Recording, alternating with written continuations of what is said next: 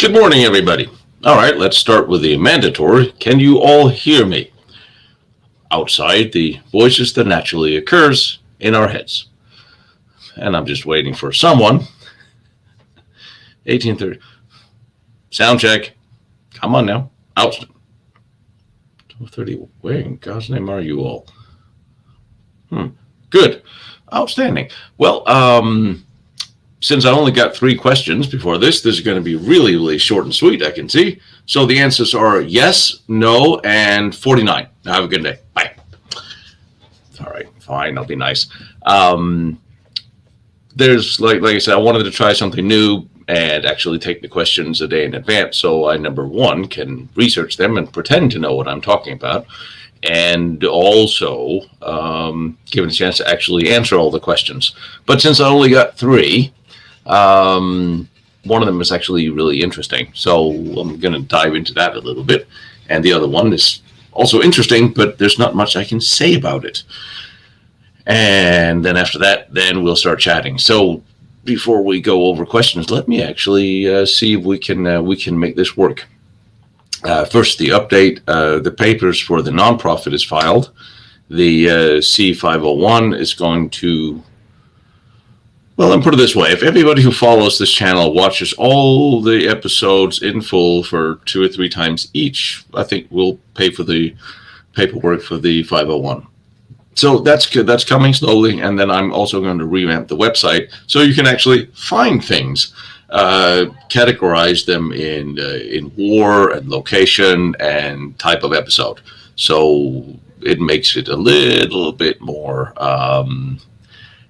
questions, hold questions. Like I said, I put it up. We're going to do 3 questions that was sent in by yesterday first. I'm going to try, whenever I do live, let's try to send me all your questions, label them questions, by the night before. I'm stealing one out of Joseph's book here. And I'll answer those. So I actually have the questions to go by, and then we'll just pick up on whatever else we all want to talk about, what else we got, and rant and rave about the weird world we live in. But I will say there's a couple of strange things I found. One of them, we're trying to figure out how to show you without telling people where it is, because we don't want it to disappear, which is becoming a very real concern, which is very weird.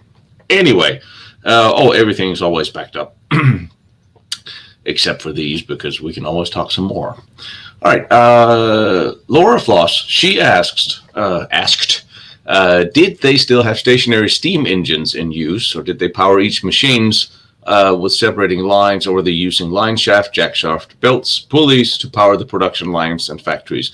This was a question on one of the on the last tunnel video I did a walkthrough, and well, steam engines were predominantly used World War One and World War II. For ships, well, not as much ships in World War II, but for World War I, they were coming offline with steam engines on ships and then on trains. Of course, all the trains were steam engines, but stationary steam engines to power equipment or generate electricity, not really any steam engines. I have never seen or heard or couldn't even find any talk of any. Of course, the main power plants, they ran on steam turbines. And all these smaller production facilities were linked to the main grid of that. And they also had gas or diesel backup generators in each location to power things like ventilation and so on. But in Germany, when the war broke out, there was 8,200 power plants. And most of those were all run on, of course, on coal, and they were steam turbine. So most of these facilities were eventually connected to a grid somewhere. It was actually said that if the Allied had destroyed 400 major power plants, Germany was shut down, which brings us into how hard that would have been to actually hit all these power plants and release the key ones. And generally, it wasn't the Air Force was not very accurate, so they couldn't really bomb any of these with any great deal of success. You just look at the one at Peenemünde, they didn't even bomb that one, and they bombed that place twice, where the power plant's still there today. Of course, that was also a very, very large power plant, so they should have been able to hit it. But what did shut down power production throughout Germany was when they stopped the coal from getting there, and they bombed the rail lines and things like that. That is actually what caused most of the power shortages, leaving us back to most of the facilities had a diesel backup generator. So, but no, any stationary steam engines, I have never seen or heard or found one. Okay, that's not entirely true. There were some of the rock quarries, that's a hard word in the morning, where they had steam-powered rock crushers. They had some equipment that was run on steam, or smaller localized steam engines in order to facilitate movement of equipment. But smaller local or stationary steam engines in order to generate electricity for any of the sites. Not that I have ever seen or heard of or been able to find. And they ran for most of these tunnels. You'd see of the overhang. That's where the lines, the power lines, electricity, and communication, depending what size they are, were lined up on the walls. And in the last tunnel I was in, they ran the cabling behind the walls, which was really interesting because it is a pre-existing train tunnel that somehow they managed to run cabling behind the first layer of stones. Unless I have misread that, because they did build a tunnel inside the tunnel, just like we've seen before, and they ran the cabling behind the inner tunnel. I did see, I don't know if you caught that in the episode, I did see there were cables sticking out here and there from behind the stones, and that led me to think that they were running something behind those, which just seems really not possible, quite honestly. You have an arched tunnel, and you'd have to actually move all the stones to run power lines behind it. Seems not plausible. So I'm thinking they ran them on the walls behind the inner square factory hallway, walkway, that there's nothing left of today. I'm imagining it was, I don't actually know what they built that off of either. They didn't build it with cement, because then that would be parts of it. So they probably built it of bricks that have been stolen. That's why they're not there. But the power would always run in utility tunnels below, above, or on the walls. And then they would exit there, like we saw at Riese, into the machines. Hold your questions till I'm done with the ones who sent them in yesterday. Remember, I told you guys, have your questions by yesterday. So now I'm going to answer the ones who followed the rules. Mean without coffee. So I kind of hope that answers your question, because there's not really much more to it. There's not a whole lot of steam-powered equipment, and none that I've ever found for generating of electricity. Now, the next one I got was, we talked a little bit about it, but it is sort of becoming one of my little pet peeves to talk about, because it does involve Hess. And Gary Underwood asks, does Spandauer still exist? Now, Spandauer prison still exists, as my dad was in the army and he was a guard there, which is really interesting, and I would love to hear if he had any interesting stories or pictures from there. Just to recap for you guys all, Spandau was a suburb to Berlin, and there was a prison that was built in 1887. And after 1933, the prison was operated by the Prussian Ministry of Justice, Hermann Göring, and it was built to hold large, big stone prison that I actually have photos of for you, because I figure, well, I can possibly use my phone to show you what these things look like. It was a large stone prison from that era, the 1800s, that era. And yes, I actually do. Let's see if we can make this work. And it looked a little bit like this. That was Spandau prison. And there's an older photo that I also like, that you will probably maybe have seen, that looks a bit like this. Is the front building of Spandau prison. So it's like an old Gothic looking prison from that time. It was built to hold 600 prisoners, Of course, the Germans took it over and used it for politicals and whatever. There's not, and that's interesting, there's not a lot of history to be found on Spandau Prison from when it was built all the way up until 1933, when the Nazis took it over, or the Prussians took it over, and used it for. There's not even any details about who was kept there, other than it was said that it was a pre-holding facility for people before the concentration camps, or the like Dachau had been built, and then they were transferred there. Though we're going to go with it was a prison, and after 1945, after the Nuremberg trials, I'm sorry, it became quite a bit more interesting, historically speaking, although, well, it's still a prison. There were seven people that were sentenced to be imprisoned there after the Nuremberg trials, and Rudolf Hess was one of them. There was the main dignitaries of the Nazi regime that was not hanged after. You had Konstantin von Neurath. He was given 15 years. You had Erich Raeder from the Navy, and he was given life, which even Nimitz suggested he shouldn't. Karl Dönitz got 10 years. Walter Funk got life. Albert Speer, 20 years. Baldur von Schirach got 20 years. And then, of course, Rudolf Hess got life, which a lot of people have had a problem with. And this is where it was interesting, because after everyone else had been released and sent home, Hess was still there for over 20 years, all alone. And there's a few reasons why Spandau was the only, you've got to think about the Cold War, Spandau was in Berlin. It was the only place, it was run by the four victors of World War II. It was in a British zone, but it was run 3 months by the British, 3 months by the Americans, 3 months by the Russians, 3 months by the French. And they all brought in 37 soldiers. Now we're talking about towards the end, because when there were 7 prisoners, there might have been more. There was a guard unit of some 37 and a couple of officers. There was each country had a commanding officer.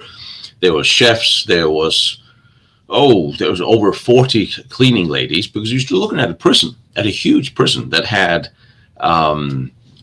600 cells, and there were 7 people in it. And then as some of them were released and some of them got too sick and sent home, the only remaining one was Rudolf Hess. And it was, when we got up to the 60s and 70s, starting to be suggested that he could possibly just be moved to a smaller prison, or to a singular to a cell in another prison where there was one ward, or bring in more prisoners, because Germany, of course, at this time didn't have everybody. Everybody needs prisons, right?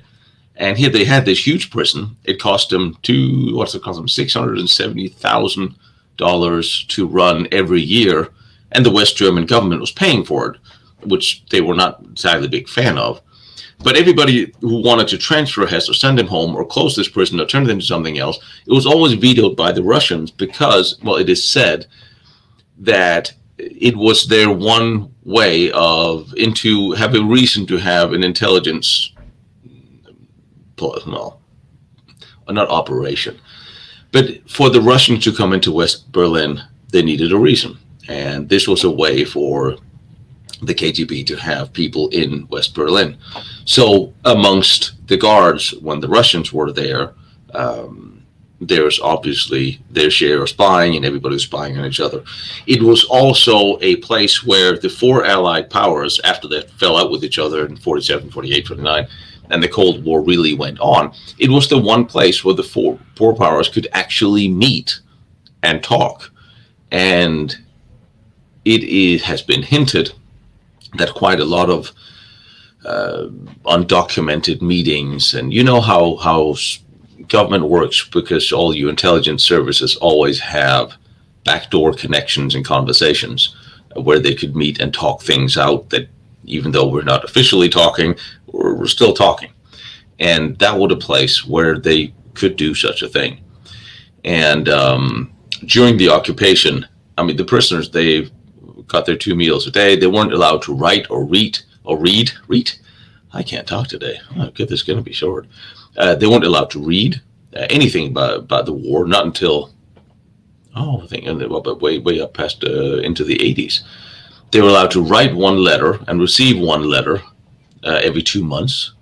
And they were only allowed X amount of food. There was no entertainment. There were no freedom. They were lit up every 15 minutes to make sure they didn't commit suicide. The only thing they had was a vegetable garden.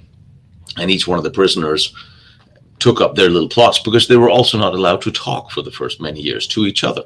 The only people they were allowed to talk to was the warden, the doctor, and if there's anything specific, food related or health related.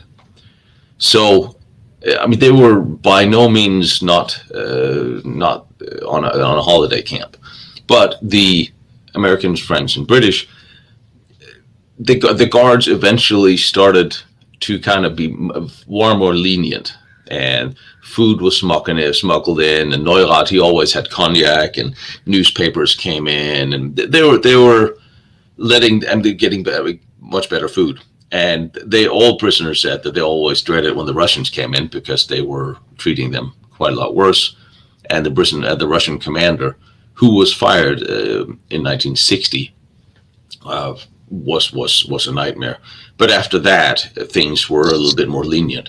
And now you're still looking at a prison where Rudolf Hess was sitting there alone all the way up until his death in 87, and at an enormous expense, which is, well, we can all go into, and if you want to, and I'll ask you guys after the last question, if you want to go back and talk a little bit about Rudolf Hess and why. But the interesting thing about the question actually is the prison still there? God, I have a roundabout way of getting to things, right? Don't remember, hold your questions till I'm done with the pre-submitted questions. So, and this is where we always talk about coincidence within coincidence, or as on the World War II channel, they always say wheels within wheels. This was just fun. It kind of made me smile when I saw this. Immediately after Hess died, oh, come on, crap it, let's just go over there. Hess was killed. There's no way they were going to let this old man out. He was not allowed to write about the war, read about the war. He was not allowed to talk about the war. He wouldn't see his family, because he actually naively thought they were going to let him out, because it was he felt it was a mistake that he was there for life. And honestly, it probably was. He never recanted his feelings about Adolf Hitler. And remember, Hess was the deputy Führer until he flew to Britain to try to create peace by negotiating directly with the British. Whether he did this on instruction from Hitler, or why he did this and what he was thinking, that we can speculate on all day, and we can do that after this if you guys want. But he went there. He was not at the Wannsee conference. He did express regrets about what had been done to the Jews throughout the war, so he was apologetic there. But he never wavered from his loyalty from Hitler, which I don't know if that's the reason why they wouldn't let him out, but probably didn't help. However, loyalty is loyalty, and he did write quite a lot of Mein Kampf was written by Hess. In fact, from what I understand, Hitler didn't actively write pretty much any of it. Besides, we're going backwards again here. Right after Hess had gone tango uniform and was wheeled out in his welded coffin, handed over to the family, who took him straight to the coroner. And with a little luck, I will be able to do an interview with the coroner's assistant.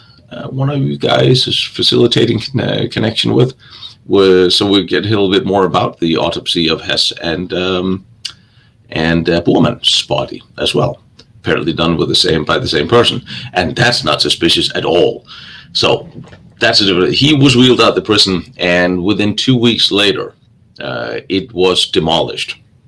And when I say demolished, I mean it was demolished to the point where there's only one set of keys that exist.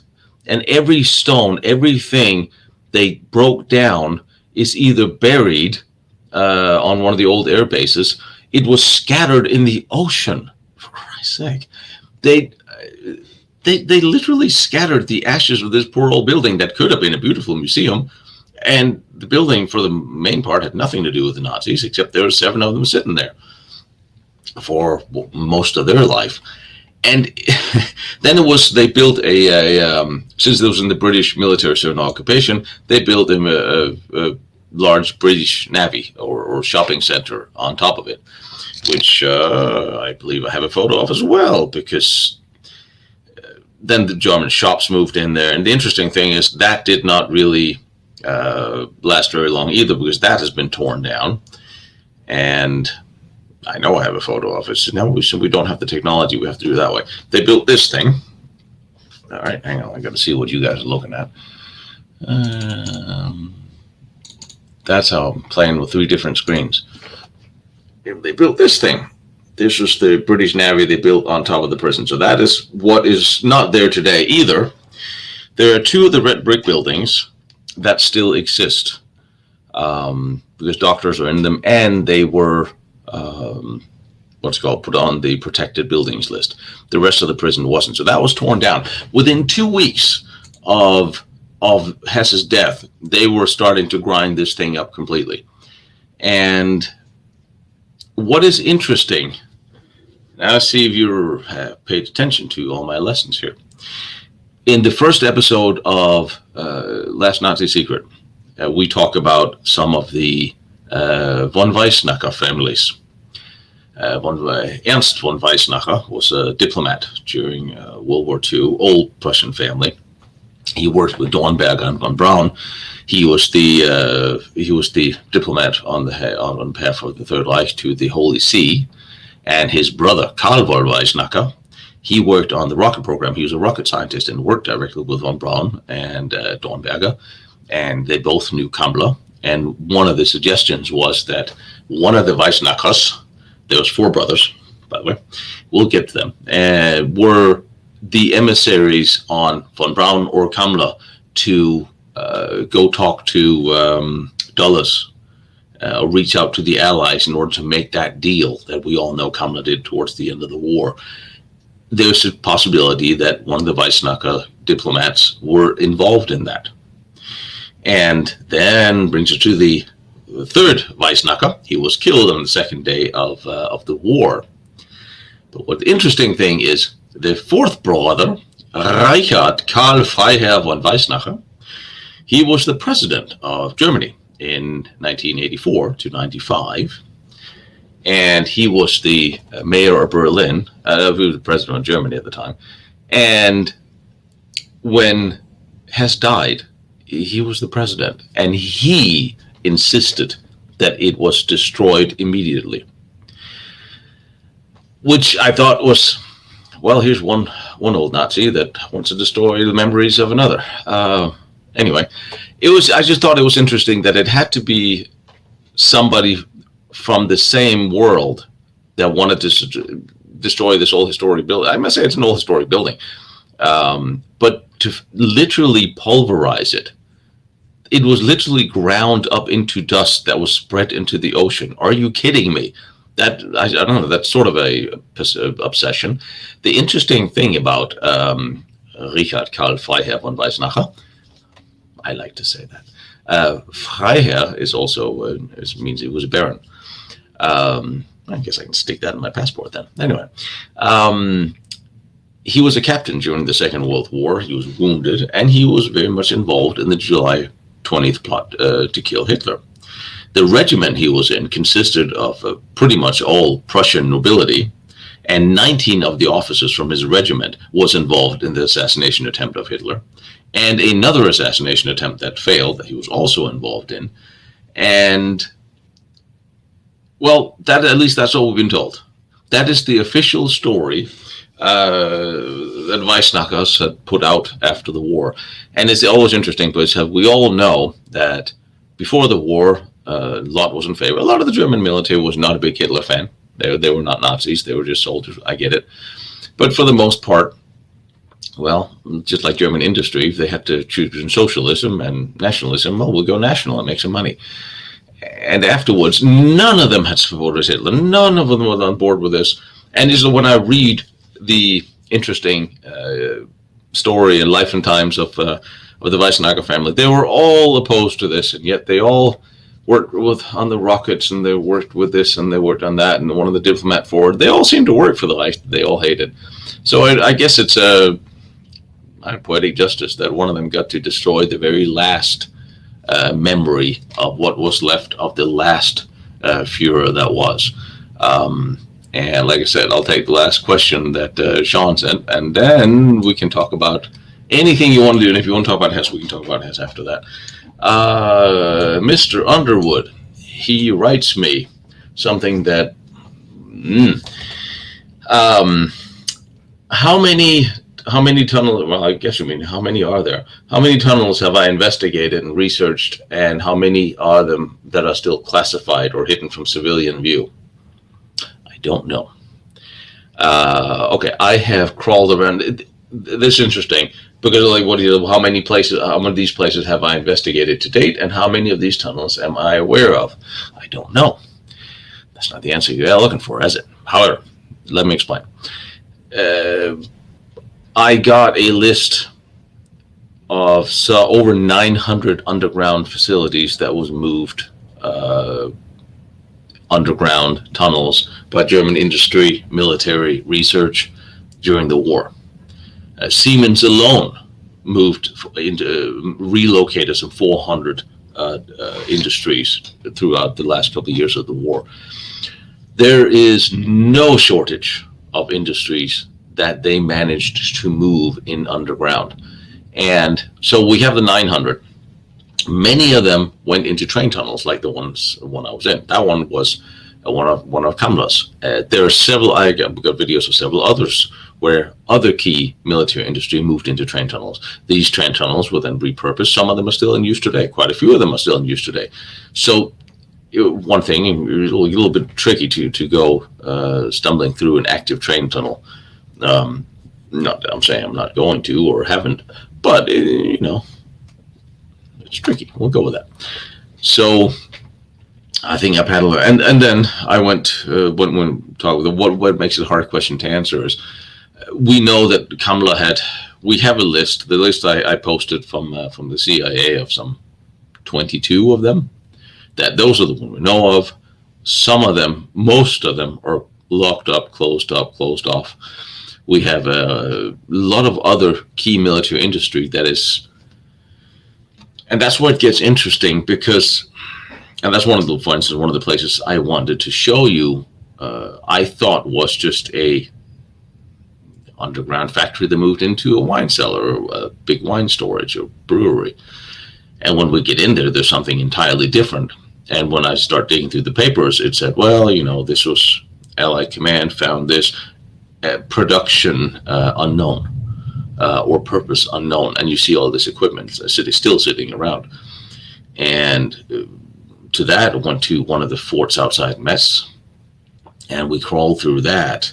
One of the ones built in the Franco-Prussian War, built before World War I, and during World War II, we then come to find out that the Navy had a what's it called, a torpedo factory underneath in one of these old tunnels in these old forts.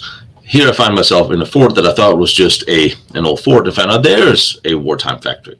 Then you have, like Hackenberg, they made bits for the Navy and trucks as well. This industry moved into every possible cavity, every possible place you could find, which, well, that sort of makes it hard to say how many there really are, because honestly, I don't know, because I'm not entirely sure anybody actually does know. We have the 900 to go by. I've been through 30, 35 of them. So you can see it's a hard question to answer in that sense, because sometimes I'll stumble into something I think is just a fort, and then it's not. Then there's more there, and I didn't know. Then it's just a learning experience. But there are industries where the Russians took everything over, and took everything, removed everything, so we don't actually even know what was there, which is not making it any easier. And so it's an interesting question, Sean, and I will, I guess when we're done, we'll know. And the good thing is, okay, again, another thing that makes it hard to answer is you'll get non-verified statements from soldiers that was at the end of the war, we were there, or these guys were there, and they saw a nuclear factory, they saw this or this or that, and there's no documentation, there's no code names, there's no location. You show up and there's a town built on the site where this supposedly was. It doesn't mean that it wasn't there. It just means that it is practically impossible to find out if it was there. And because then it's only down to hearsay.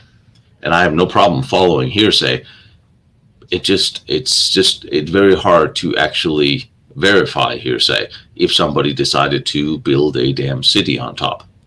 I've noticed the chat is not moving. Are you still all there? Because now we can start talking about everything else, now that I have said what I said I was going to do. And Patreon have not sent me any questions, so now it's all about you, if you're still here. Are you still here? When did I lose you? Getting a little worried here. I'm not seeing anything move.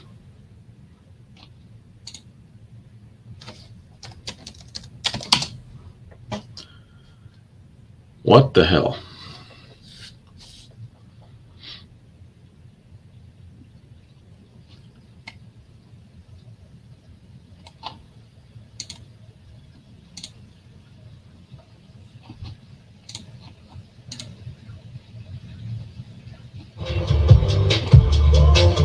Let's go. Let's go. So you can see me on YouTube, but my... He wanted to kill me. Huh. That's weird. Okay, I can see you on YouTube moving, but my StreamYard has stopped moving. Okay. I just noticed that the chat had not moved, so... Alright, we'll just go YouTube then. Yeah. I had to open up on YouTube. That's where the music come from. With the complaining. That was very strange. Okay. Now I'm done doing what I said I was going to do. Now I have to look at myself with a delay. That's just going to be awesome. Nice music. It was a commercial. Okay, assuming, or let's start from that one. Some of the German tech was there in Russia pre-World War II, like self-building plants. It's nice. I'll take your word for. I knew that the Germans and the Russians, they had exchanged some information, including the plans for the Bismarck. Believe it or not, was given to the Russians as part of a trade before the war. If they actually had factories set up there, I do not actually know. I know a lot of them ended up there afterwards. All right, assuming Patton was aware of the tunnels, do you think he wanted to push the Russian forces out and take control of them? Oh, Lord, no. If he could, he would have. And there was a lot of, there's a lot of instances where the Americans or British just barely got to a place. Days, like the Remak ME-262 plant. I was there, did document comments coming for you, where they built the planes. They literally in a factory and sent them up the hill and then flew them off the top of the building. That was never bombed, and it was in the Russian area, and they all knew that they wanted to get as much out. They actually got enough to build 5 planes before the Russians got there. So if I believe that, and in Bergkristall, at the tunnels there, there were, accordingly, it was not a peaceful handover where the Russians and Americans were taking pot shots at each other as the Americans were pulling out slowly because they wanted to get all the stuff they could before the Russians. And there are quite a few instances of Russians and Americans and British shooting at each other. So, yeah. All right. Russians let Germans train the pen. Yep, they did. Well, the Russians had a pretty damn good idea on armor and airborne. Probably more people should have paid attention to what the Russians were doing. And I know the Germans certainly did. They were very impressed with the Russian airborne operations way before World War II, when they were still sort of working together. Yes, David, he did write a book on the atomic bomb. And that isn't, of course I have it, I've read it, and it's an interesting question because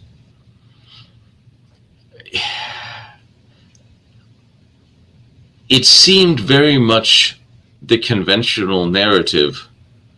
I don't think David Irving writes controversial books. It's just the research he has done doesn't gel really well with some people, and that makes it controversial. It doesn't make it untrue, incorrect.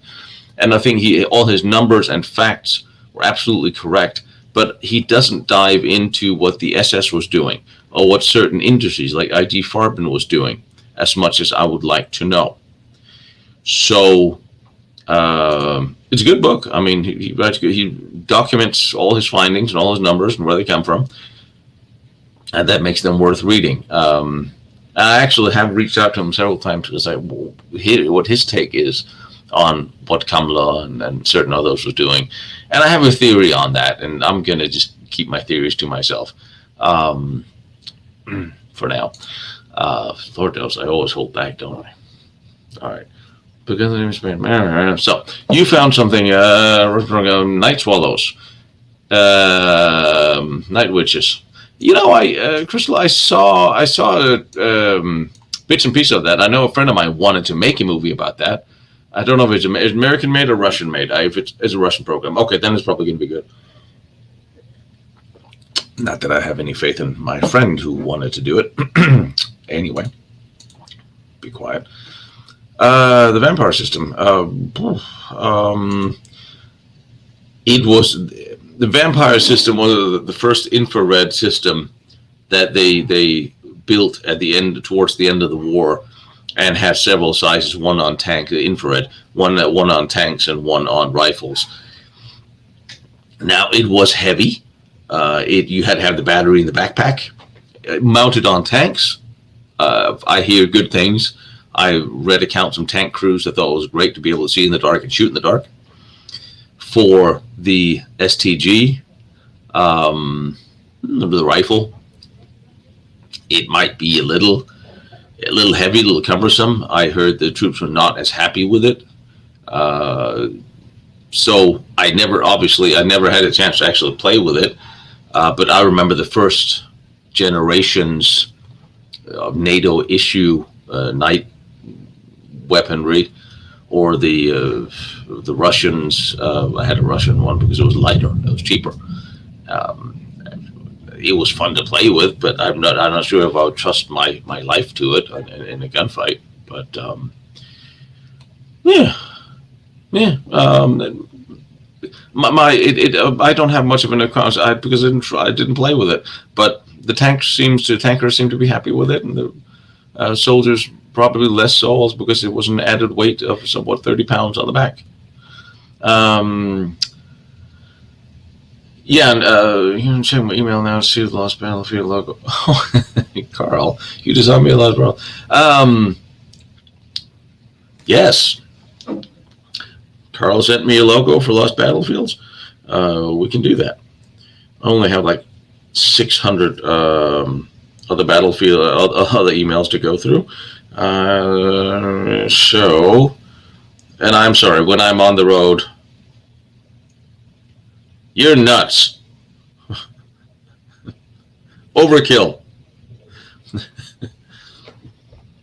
All right, hang on. I guess back to this. I'm just saying, little overkill.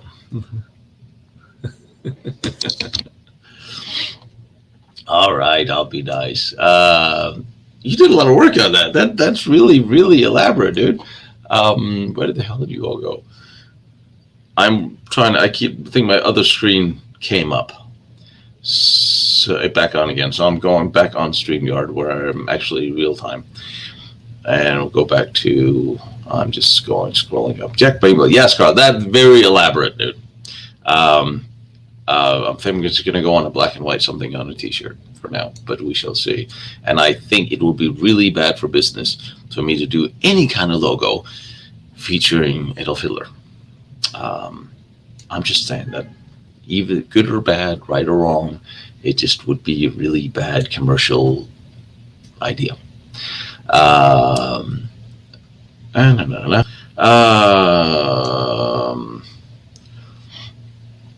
Okay, so we get back to the strangest thing I ever found.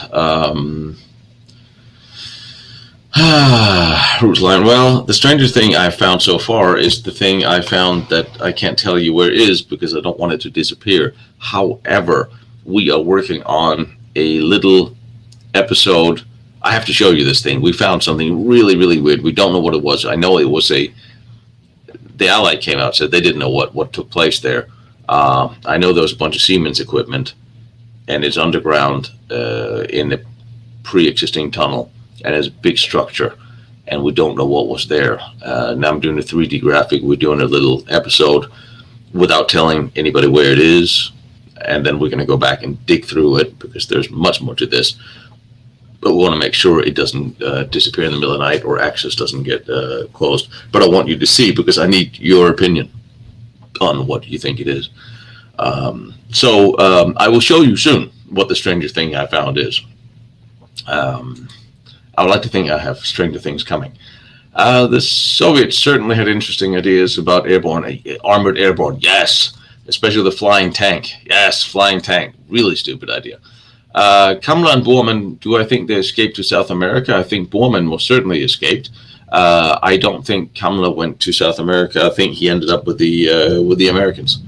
And whether he lived here, worked here, or died here, or was killed here after the fact, I don't yet know. I'm still trying to find out, and I am in contact with his grandson, and because everybody's very interested in what actually happened to this man. Not to mention, of course, what he was doing. It would be inhuman to deny that you're interested in something that is potentially that important. But I don't have any indication that Kamla went to South America. Although a lot of them did. A lot of them were never found or found out, or it wasn't found out until after their death. It just doesn't seem to be where the paper trail's indicating that he went. BMCG says the Russians was a spent force and logistically beat. If Stalin didn't get the second front open, they were getting pummeled all the way crazy through less. How long? How did they? Well, the problem is the Russians. Well, you didn't put a year on that. The Russians were a very large country with a lot of people, and they never had a problem. You know, the Russians ended the war with over 11 million soldiers in uniform. So their numbers kept growing. The first year of war, the qualified soldiers died, was killed off, but they kept bringing more and more people in. They could always keep raising more people. And Russia and America literally outproduced and outnumbered Germany. We can always, I think I've done plenty of episodes. I actually did an episode of one of the, not a Q&A episode, but one of the old episodes where I answer questions, I think.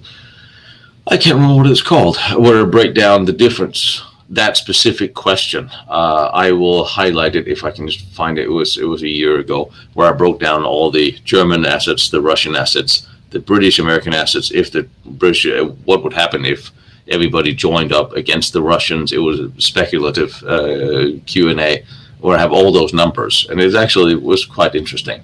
I will see if I can highlight it when I find it, because I'll fire, and then I'll forget and move on. Andrew, thank you so much, brother. I appreciate it. I'm seriously out of coffee, and just got my gas bill from Europe, so very much. Russians got to build in on American trucks. Yes, they did. Lend-Lease, 700 some 50,000 trucks absolutely got the Russian army underway. Would I be interested in the German female pilots as well? Yes. I certainly, there's very little, except for Hannah Reich, very little is told about them. So yeah, let me see what you got. We had some great pilots that flew all the bombers around here. There were female pilots as well. And I'm just saying that girls were really pretty in a flight uniform from then. All right, so the Night Witches, something else. Yeah, they did. The Night Witches was a group of women that flew biplanes from World War I era biplanes. Remember, most of the Russian Air Force at the beginning of the war was completely and utterly outdated. And most of it was caught on the ground with conflicting orders and a whole bunch of other stuff going on that didn't do them any favors. And so I have to get that way. And they had a lot of female pilots that flew these at night and dropped a single bomb on troop concentrations. And in the book I wrote on the Assault Gun Brigade, they had that happen several times, and they actually shot one down. So, yes. John says, hello. Am I missing your question somewhere? Did I skip you? Kamala with contacts in the OSS. I have not found any. I know the British asked for him 46 or 47, and I think they asked for him in 46 because they were told the Americans had him. And in 47, when he supposedly died or suicided himself in America, that request was withdrawn. So I think this was Kamala was purely in American hands, and everybody kept everything from everybody. So I don't think so. I don't have any paper trail pointing Kamala towards the British.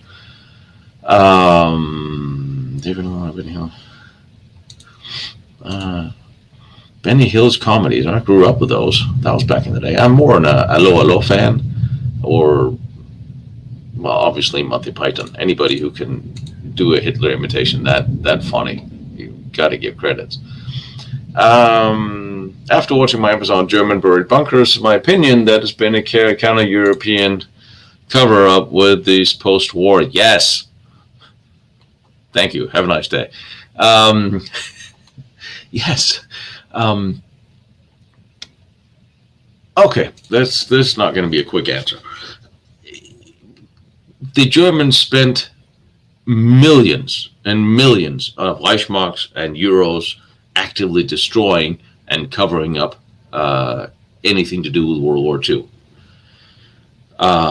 Just like they did with the Spandau. We can't have it become a shrine, so we will destroy it. Himmler's house is for sale. Oh, we can't sell it because what if somebody who's a neo-Nazi who wants to glorify the past buys it? Oh, we can't have a museum about fighting men or the soldiers who just fought, or nothing political, because we don't want to seem like we will. It is driving me crazy. It is driving, quite frankly, everybody crazy on the ground, but no one's going to say so in public, except I just did. Austria, the same thing. We bury it, we forget it, it doesn't happen, it wasn't there, we were all on vacation. And so, yes, in that sense, there has been, for the longest time, and I don't know if that was part of the denazification process, but if it was, it really went on steroids in the 50s, 60s, 70s. And now that a lot of the German veterans have died off, those memories are gone. But recently, a lot of, like on the West Wall, these bunkers have now been put on the preserved list. Not that there's that many of them left, because Lord knows they blew them all up already. But yeah, the excuse is always, well, we don't want to glorify the past, we don't want to glorify Nazism, we don't want to leave anything that could be a shrine. So we just destroy everything historical, and when you do that, obviously, then you are more likely to repeat history because there's no physical reminders of what was there. And then you do one-sided museums everywhere that only tell that story. Like the German paratroopers today, not really happy to talk about Ibn Amal, which was a great tactical military operation / victory. And that's what I always wanted to do. Let's take politics and stick it where the sun don't shine and talk about what the soldiers did, or the tactics, or the tanks, or the armor, and the innovation. But there's a lot of them. They don't like to see that. But yes, for the longest time, there have been very much a cover-up. And especially when you talk, Mark, to about what special research was, or nuclear. Oh, Lord, they don't want to talk about that. What if they actually had to come out now and after all this time give Nazi scientists credits for something they couldn't work out? That would be terrible. I'm saying at this point in time, the world has so many bigger problems that no one really gives a damn. But there's also a publicity failure, or, well, you have to remember, and there's going to be, we're writing on scripts on the Himmler, on the NNA, have to put Goebbels in there, have to put Goering in there. And the way Goebbels ran the information and the media, you don't know what you're not being told unless you really start digging, and most people are not inclined to do so. So just by tacit compliance on behalf of a lot of media and historians, by not talking about things, most people don't know. And it's very sad that we can actually censor historians for their research if it doesn't fly conventional according to whatever somebody thinks history should be. And that's all we can do is ask questions, and all I can do is tell you where to start looking, or what I think. And this without any political opinion, because I think that seems to cloud the opinion, the actual research.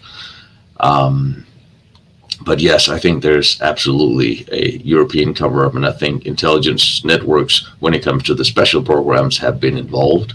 And I think the Americans have hidden theirs. I think there's a bigger chance that the Russians would actually let us know if we asked what was there, just to stick it to us right now. Because, well, we're weak and pathetic, and we're ripe for sticking.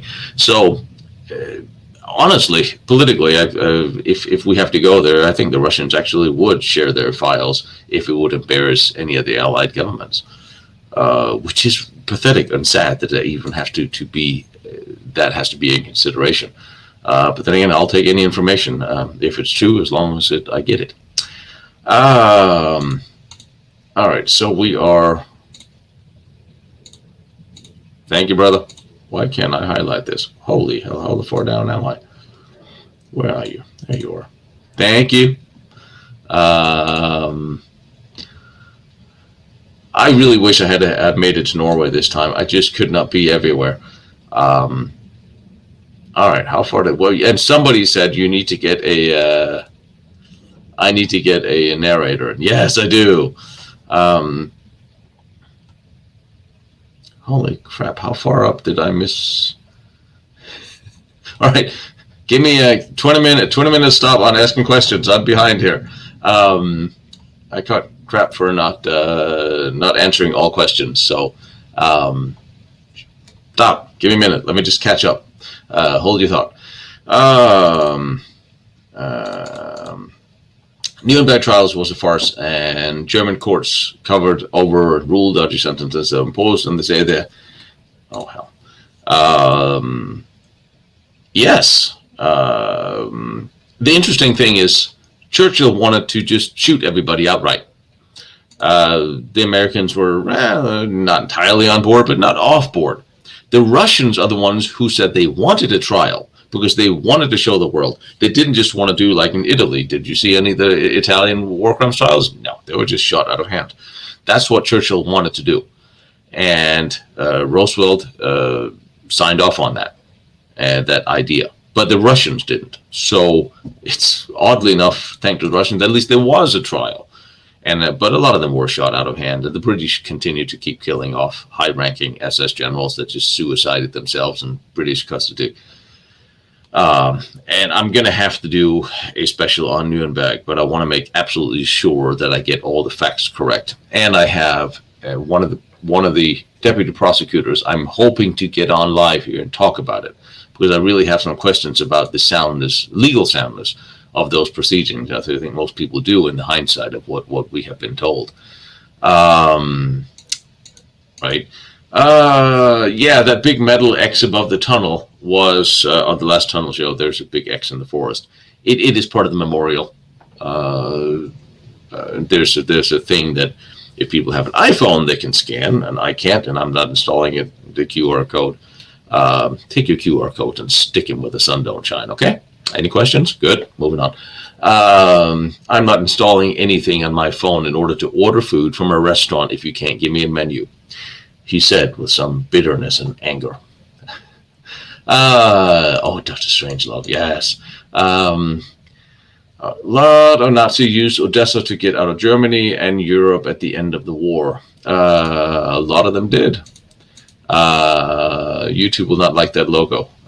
Yeah, I think it might be what you would say is publicity nightmare. But I do appreciate the effort, because it's very well made. We may just have to take the Führer out of it. So now I have it in Pershing style. Luke until the glove. Yes, Pershing. Oh, my buddy, he traded this Pershing tank that I was really hoping it was going to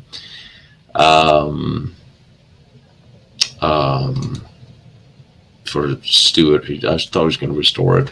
There's not that many Pershing tanks left. Super heavy late war Allied tank. Do I like that the dislike counter thing is gone? It is. There's a dislike counter. Hang on. I can still see a thumbs down. Clarify, my dog. I still see a thumbs down there. I'm sure people find a way of disliking me. Yeah. The food. Antarctica events and new finding on that. No, I have not dug into Antarctica since I did the one with Drakenifeld. I feel the German Secret Service have been following you around. No. Well, okay, that's not entirely true. There was a van that kind of kept following me around in Jonastal. I thought I kept seeing it the same place. I actually do, given my old profession, I do sometimes do start-stop turns just to see. But the way I'm doing everything I do ends up here in public, so it will just be easier to not follow me and just follow my YouTube, and then they'll find out what I'm doing. Siemens equipment.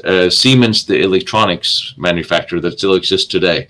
It was one of the biggest electronic companies during the war, and although they very much claim to not in any which way be a supporter of Hitler and on their own website, it is very well known that the general director of Siemens was in the Himmler circle of friends and donated a whole bunch of money to the party. And they also lost 80% of their company and assets after the war. The Russians took everything. And so, but they rebuilt, and good on them. Do a t-shirt logo. Yes. Well, I'm working on the t-shirt. I'm working on everything. But it's going to be something simple, because I don't know. We can't do the Lost Battlefields Affliction style logo. I think it might be a little ostentatious for some. People who work for the Allies had to flee also used the red line. Yes, it wasn't just Nazis using the red line. A lot of interesting people went away that way, including criminals and bankers. Criminal bankers? Shocking. Where did lawyers go to flee? And yes, the Vatican was behind it, and the Red Cross. And they all worked together, and the Vatican had no problem stamping passports or making passports, just like the Red Cross didn't, of Nazis trying to get out of Germany. Knowingly or unknowingly, some of them certainly did it knowingly. So hang on to your questions. I'm like paddling down the long list. I'm a little bit behind here. And I got shit for not answering all the questions last time, so I'm trying to kick them all. Well, the Allies do not know most of what Germany did or why. That's why it's all illegal to look at it in Germany. Oh yeah, in Germany you can't. That's even worse. I would crack jokes in Austria that made everybody go like, "Oh my gosh, you just said that." It's like, yeah, we're kidding. Can't we do that here? But no, you cannot. So no official joking in Austria, despite none of them were there. Gentlemen, this is the war room. You can't fight in here. Okay, you got to watch Dr. Strangelove and have a few beers. It's just good. A good look at also Tino as a service soldier man who will interrogate on having anything. The man will be interrogated on having anything else. Yeah, no kidding. I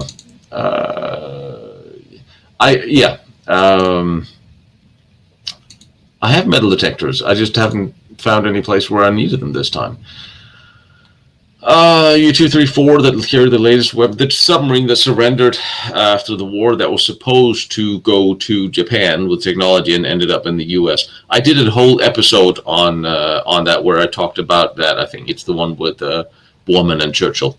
I have all the number, stats, pictures on that one, so I would say go take a look at that one because we did go quite a lot into what that submarine did, and we talked quite a lot about it. The Hind is a flying tank, but the Russians also did have a flying tank.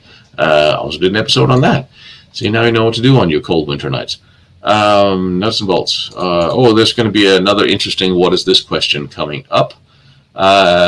Flying tank. No. The Russians actually took a T-26 tank, stuck wings on it, and flew. Landed a little hard. I believe the guys lived, I think, but they found out it was a really, really bad idea. Gee, you think? As I did an episode on the flying tank. It's up there, and it's actually kind of fun. Well, if you ask me, the uranium that came over in the submarine 234 had cylinders of yellow cake uranium, gold line cylinders. One of the cylinders is still on display in one of the in a museum. I don't forget which one. I think they processed the uranium they found in Germany or from that submarine. Remember, they found a lot of uranium in Germany and in Jonastal, and a lot of this I'm pretty sure was repurposed in the American program. If not, as it has been suggested, the bombs entirely were German design that was dropped, since that's why we had two different bombs. And seriously, I never really looked into that, but the more compelling information, I know Crystal Flocken did a lot on this, and we talked about it. And honestly, why would the American Manhattan Project spend so much time in research on working on two separate types of nuclear device? Why would you not focus on making one thing work and perfect it and then drop several of those? But of course, this is also wartime. You have to test all your equipment before the war is over. Just sometimes it's a little weird. Just saying. But yes, I think the German uranium was used by the U.S. certainly. Do nothing on their island on the coast. Are you talking about Rügen Island? God, so if you say yes, no, it'll be a minute before I get there. If you are saying Rügen Island, then yes, they did test. There was test towers. The one off from Peenemünde, there was an island where they tested. They had test towers. Sorry, I'm like. Right, where they had test towers where they watched the rockets fall, and I think they also had impacts on that island, if that's the one. There's also a very interesting selection of stuff off the Dutch coast that I will eventually get to.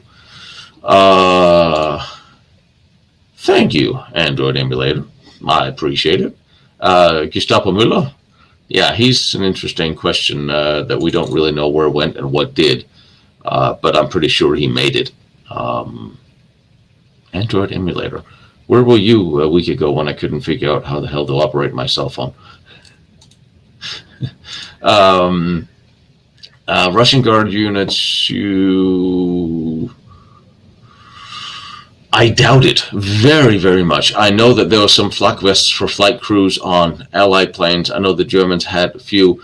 I, with all respect to the Russian leadership, I don't think they gave enough of a damn to issue body armor in any which way to their soldiers. If you have any information on them doing that, do send it to me, because I am kind of curious, because I would never have thought, unless maybe front-line soldiers in an assault, something specific, could have used them, because there cannot have been a lot of them. There couldn't possibly have been the production capacity for a lot of armor plates for soldiers, body armor, at that time, and especially not in the Russian military. They just relied on numbers until the Germans ran out of ammo, practically. So let me know if you got more on that. I'm kind of curious. Yes, it is crazy what they did to that. Cartel seed money came from the Reich, or maybe it was found by the OSS that turned into the CIA that started the cartel to make money selling drugs. I don't know. I'm just saying. One of our ladies in our unit was in the DEA. I'll ask. Did not know the latest version is Eric. I don't know. Women are the best Soviet snipers. They certainly were. There was entire battalion or units of female snipers deployed, which was somewhat of a surprise to the Germans when they found them, and after having killed them. But yeah, Russian women were very fierce fighters. Like we all know, don't not piss off women, which you never know. Hell have no fury as a woman scorned, right? 500. Yes, there's quite a lot of books, and I would love to get a hold of Carter Heydrich. If I have been trying to get a hold of that man to talk about his book, about what he found. He wrote a book about what happened to all the uranium that came from the Germans, ended up in the Manhattan Project, and a great book. I think this is only the third or fourth update, but I can't get a hold of him. Even through his publisher, I got nothing. Oh yeah, and it's interesting because they always said that the Russians were so mean at Spandau because they had lost 19 million of their own people. I believe they lost quite a lot more, and Stalin had resulted in 30 million killed before the war even started, including starving half of the Ukraine. So that doesn't seem like much of a... the Russians were just not nice at the time.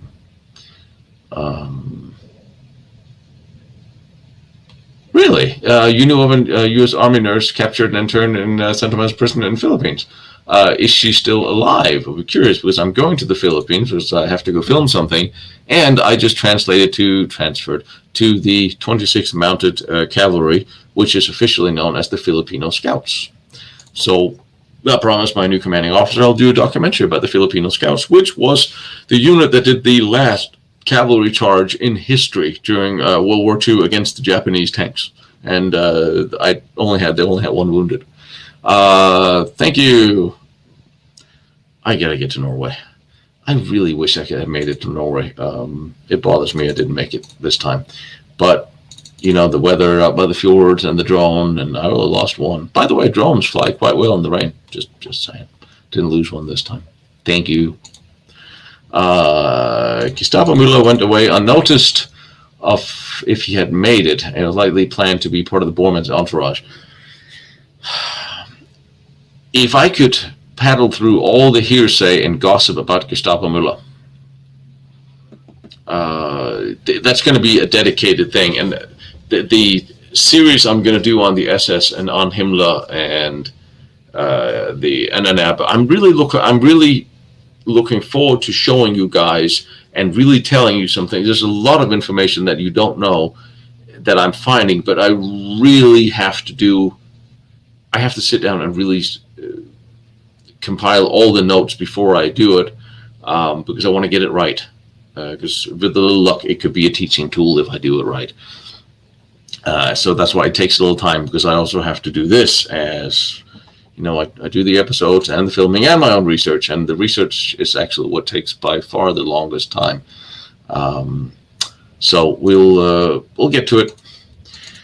Yeah, Mark Felton did a video on pretty much anything. They're just not long enough. Yes, that's what I had. There was possibly a Kamla son in Yugoslavia after the war, and he supposedly visited. And it's really strange. I know somewhere I have a signature of Kamlas that was supposed to be done in late 50s in Yugoslavia on an official document. I'll get back to that one when weird thing, I know I have it somewhere on some computer or a link to it. I'll get to it, and then we can verify if it might be correct. Again, I don't have the official paper, so it's kind of hard to verify if it is absolutely correct. Without the paper, well, at least you have to have something. Field Artillery Brigade, Pershings, not Pershing tanks. 56 Field Artillery Brigade, Pershing. The Pershing tank was a super heavy tank that shouldn't have been in the Field Artillery, although there might have been a Field Artillery Brigade named Pershing or after Pershing. Holy hell, I thought I just caught up. Hit the like button. Paul Hogan show, yes. I don't even have the numbers at the moment, but do you think they had enough to test it? If so, they just accepted that Germans were way ahead. Yes, I do believe that the Germans had enough uranium, metallic uranium, to test several weapons if they wanted to. And that's why I think they actually did. So yes, I do think they did. Given what the Russians found after the war, not to mention what we haven't been told that we found, the Russians found tons of 300 tons of radioactive materials, 7 tons of metallicized uranium as they moved into Berlin. So if that's what the Russians got, yes, the Germans had plenty of what they needed. And heavy water was never an issue when it comes to testing a weapon. Oh, thank you. Thank you. Now this is going to be repeated. Yes, you erase history, you will repeat it. And we are repeating it in a speed of stupidity that is staggering. Yes, Albert Speer was also in Spandau. He got 20 years. And then he went out and went back to architecture. He actually used this time on his, like I said, they had little gardens at Spandau. And he built a little garden and with paths and symmetry because he's an architect. So at least they got something. Yes, Crystal Partridge was the code name of the A1 tunnel. All the tunnels had code names. The new constructions that was not moved into existing tunnels, they were named after rocks like granite and so on. And the rail tunnels, or all rail tunnels, are named after birds. At some point in time, you would think they would run out. So I'm not telling you how they crossed that bridge. But the tunnels where they moved factories into tunnels, they were named after birds. So yes, they all had code names. Then of course they had the number and the SS name and the cover number. So but generally they're the ones we know of are fairly well known. They're not really hidden today. Just most people wouldn't know of them. Destroy most of them. Well, Chris, yes, they had to destroy the bunkers. Yes and no. They had a deal within all the allies, the Russians, British, French, Germans. They did a deal, and I can't remember what that deal was called, where they would destroy all the infrastructure that could be reused for war effort by Germany. So that's why the underground bunker tunnels. But the Cold War was right around the corner, and everybody knew it. So why did you destroy it? Why did the Russians blow up all the buildings in Peenemünde, only to move in a couple of years later their own fighters and their own rocket forces and rebuild everything themselves? They could just have left it alone. They knew that's where things were going, and the Americans could have done the same thing. And all the smaller bunkers and the tunnels and the underground factories. Yes, as an underground factory, couldn't you still have a factory in there? Doa Mittelbau was a fuel storage depot. Couldn't it have been returned to that? Okay, it wasn't destroyed. They blew the entrance. But it's one of those things that say, well, why did you do? Yes, you did a deal to do it, but you didn't like each other anyway, and you didn't trust each other anyway, so why bother? and why to continue all the way up until the 80s and 90s and 2000s to continue destroying these things. And it's just bunkers and small fighting positions that not really can't be used today or won't be doing anything. Do I buy into the conspiracy that American GI Aubrey Temples witnessed Hitler in Nussendorf at the time of his suicide? I don't know, because I haven't heard it. So I don't know if I buy it or not. You or Daily Dose going to have to send me a link or something to that, because I don't know, so I cannot tell you. Offhand, Nussdorf. Well, they also said they saw Hitler in the airfield in Denmark and a few other places. I don't know. I still think he probably actually died, because I don't think he wanted to stay alive. I don't think he had anything to live for at that point. Honestly. Oh yes, there'll be a lot of talk about radon gas. Believe me or not, we will be. Especially at Bergkostel, where I didn't see anything radioactive, but that's a whole long story. Yes, but the reactor site, I don't think it's granite. It's not granite up in Jonasdal. It's a different rock that I do not remember what is, but that wasn't it there. But yes, I'm aware of radon, and there's new equipment coming online. But again, I'm starting to bring my nuclear guys with me for this, because I that's not my expertise. But I did have my Geiger counter with me in my new one everywhere I went, and I did find Kamdal's test tunnels in Austria. That was actually really interesting. Look at the flak towers, especially in Berlin, staring at Germans everywhere. The locals imposing high amusement. The flak towers in Berlin, yes, let's try to cover up something that big by covering it up with dirt and then not really. I met with Sascha out in Berlin from Berlin Unterworld. They're back in business. We're going to be doing some interesting things next year, not necessarily just in Berlin, but some interesting place. There's some interesting places that I hadn't even heard of. Well, a lot of places I haven't heard of. Spotify deleted Rod Shines Die Sonne, but Soviet, yeah. I mean, I don't know why these people keep deleting everything, because most of the times they have no idea what they're talking about. They cancel stuff. I don't know. I believe in free speech. What can I say? I guess I'm just a silly old fucker, aren't I? Have I ever... Didn't I just answer that? German Secret Service been following me? No, nuts and bolts. I never really felt I was followed.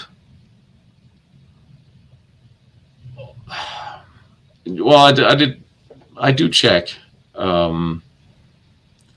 But honestly, the last trip in Austria felt very confined. You're surrounded by things you can't do. And you kind of do... I don't know. It's just that you feel so unfree. But like I said, they don't really have to follow me. Just follow my YouTube, and then eventually they'll figure out where I was and what I did. But I am trying to see if I can actually do a deal with the Austrian government about what the hell about doing this. But it's going to be a process, because I'm not doing this for political. I'm doing it for historical reasons. And the biggest part is to have them understand that there's a difference, that you can talk about World War II, you can talk about history, and it doesn't have to have any political support push ramifications. I think we need to get politics as far away from historical debates, just like with sports. So it's a process, of also a process of trust, because I would like them to let me document places for you guys that they don't want to let people see, because they don't know. Like I was said, we don't know where the footage is going. It's going right here. It's going to the world so people can see it without opinion. But it's a process, and you sometimes do feel a little bit watched.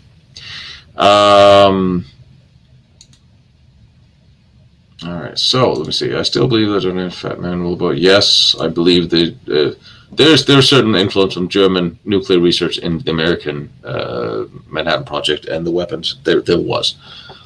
Oh, BMCG, Goebbels' mistress. You talk about Lida? Because I was been wondering what happened to that poor girl. She was like 23 or something. She was had an affair with Goebbels, and he kind of wanted to leave his wife for her, but it maybe really wasn't a real affair. And no, but if you have a link, I actually like to see it. I'm curious what happened to her after the war. Of course, I could just look it up. Um, I'm reading a book about it right now, so I just kind of feel sorry for her because she wanted to be an actress, and Goebbels controlled all of it, and then finally she was fired by him, and sure, there was some young, impressionable young girl, blah, blah, blah. She went off to Yugoslavia, and then Germany took over Yugoslavia, and then she was back under there, and she kind of wanted to go to America and make movies, but of course he wouldn't allow that, and Hitler wouldn't allow that, and Hitler wouldn't allow her to make movies because he had an affair with Goebbels, and they were the Reich couple, and there's all sorts of politics and affairs. But it's interesting when you look at everybody at the top of the Third Reich. They all had affairs. There's just this poor girl actress that came in the way, and I'm kind of curious about her. I really am. You maybe want to learn and read, speak Cyrillic. You learn, and then you come translate because I'm too old to. Held up. Thank you so much, brother. I appreciate it. Truly. Did anything like that in a week with church? We're back to the sub changed one thing, but also what they found in Jonastal changed something. Yes, I know. What they found on the ground in Germany, they found a lot of stuff. Even the Alsace team that went to Diebner's site in Stadilm outside Jonastal sent back that they found a gold trove, I believe his terminology was. Although a lot of that had been evacuated by Diebner and his team before the Americans got there by quite a few days. And I still don't know where that went to. They should all have been dealt with like Mussolini. Well, revenge is one thing. But if you are going to portray yourself as better than them, then you have to behave better than them. And I think that was the reason for the Nuremberg trials as well. We want to show that we're better than them. Unfortunately, the trials weren't honest. So in hindsight, it was sort of a moot point. But, okay, you know what? Let's say for time immemorial, throughout wars, you took a kingdom. At times, you would kill the opposing king. But a lot of times, especially in the Middle Ages and thereafter, you would capture the knights and you would care for them as you would expect them to care for your knights, and you would ransom them back home. Franco-Prussian War, when Napoleon III was taken by the Germans, he was put up in a castle when the war was over. They sent him off to live peacefully in exile in England, pretty much because he wasn't welcome in France. So he was free. After World War I, no politicians went to prison or took up arms or other against each other. And all the atrocities you'd see in World War II, you'd see in World War I, you'd see in the Franco-Prussian War, you'd see in all the wars before, except this time you'd see them on camera. So people have always done horrible things to each other, but the leaders, those starting a war, for the most part, was never held responsible in that sense. It wasn't until World War II that you actually took an active step to execute everybody on the losing side. Which is kind of strange because, well, World War I was no less brutal. Frankly, every war is brutal, so the emotion should have been the same. But that's an interesting thought that I kind of like to dive into, the history of atrocities and reprisals. Because it's not as one-sided as one would think. A lot on Nuremberg. I'll give you what I have when you are around here. Shoot me an email. Let me know in the headline what it is so it doesn't get drowned out. You have a BlackBerry. You have a BlackBerry. You have a BlackBerry. I don't know if I should feel sorry for you. I didn't know anybody who has a BlackBerry. I don't even think the State Department uses it anymore. But I have a Samsung, and I don't do QR codes, and I won't install that stupid little app that makes me do. I don't need any more apps. Wow, BlackBerry. That's very cool. Very different. Didn't even think they made them anymore, actually. And you're the youngest one of us all. Outstanding. Some of them off after graphic uranium. Yes, they did. We don't know how much uranium they made, and we don't know how much anybody got. Just always order the special. Good point. I actually think I was going to go do that at some point. You got an email about more info about Rudolf Hess and why he wasn't released in 1957. I translated it. Well, thank you, ICU. I appreciate it when, especially, even my friends send me emails in Polish. I'm like, oh, so thank you so much. Thank you for doing that. War crimes on POWs. Yes, and we're not done talking about that. And I got some material from you guys on that, and I'm trying to find out how to best present it. And I have a couple ideas, and I think I would like to interview somebody who was outside those fences and hear what they actually saw, if I can find any of the American, French, or British guards.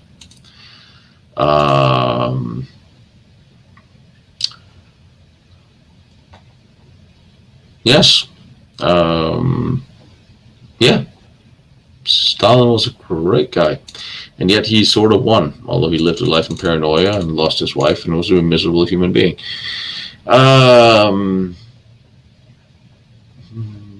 Yes, but how many?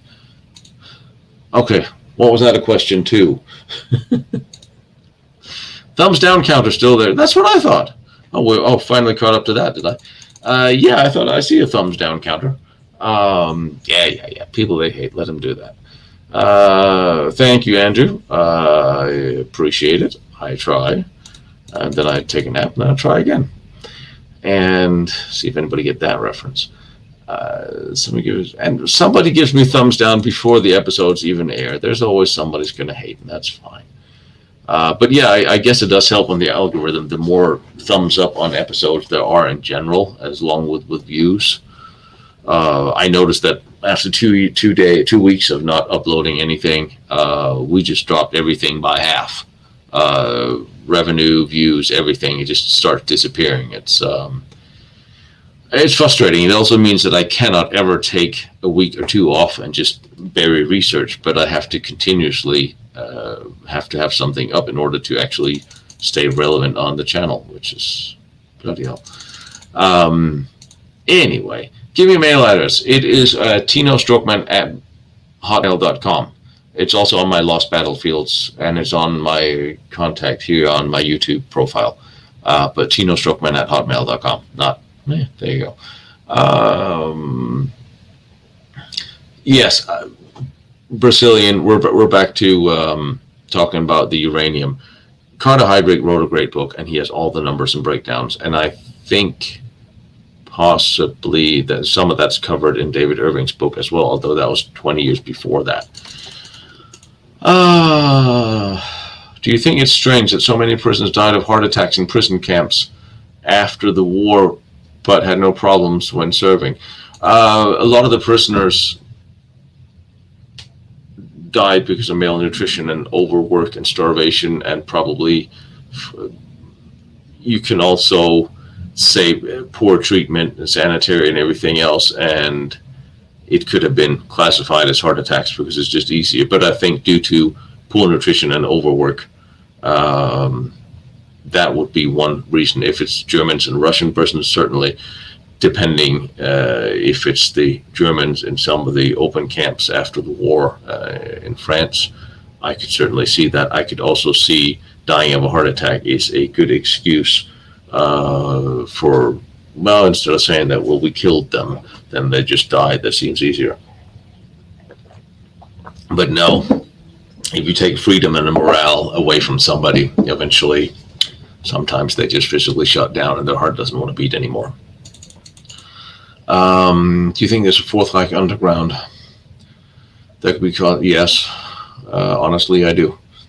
Um, I see not that I ever really like to talk present day politics, but I do see a world that is run very much like the Third Reich was, by industry and media control and individual agendas, and gradually freedom is being taken away from everybody. Europeans don't notice it because it happens slowly. Here it happens a little quicker and a lot more clumsily in America because, and I hate to put it that way, but American politicians are not as clever as or polished as European politicians. And of course, you have a thing like the EU that just gradually imposes more and more rules and regulations. In the middle of the night, you wake up and find out, oh, there's something that was legal yesterday is now illegal. Somebody's controlling this, and whether it's business or an intelligence network, I think those two components are tied. It's not a Fourth Reich with a military standing army because they don't need to. They have information, and I think that's the real battlefield for hearts and minds and freedom, is the information battlefield. Because when you censor information, just like Goebbels did, then you end up with half of the world and more not knowing what really happened and what's really going on. So yeah, I do think there's something to that effect existing. Mengele got out with a red passport. Believe he and his family are very rich. Yes, all the business that existed before the war still exists. And Mengele, they I think make farming tractors. And he made it out. He still denied to his dying day to his son that he did what they said he did.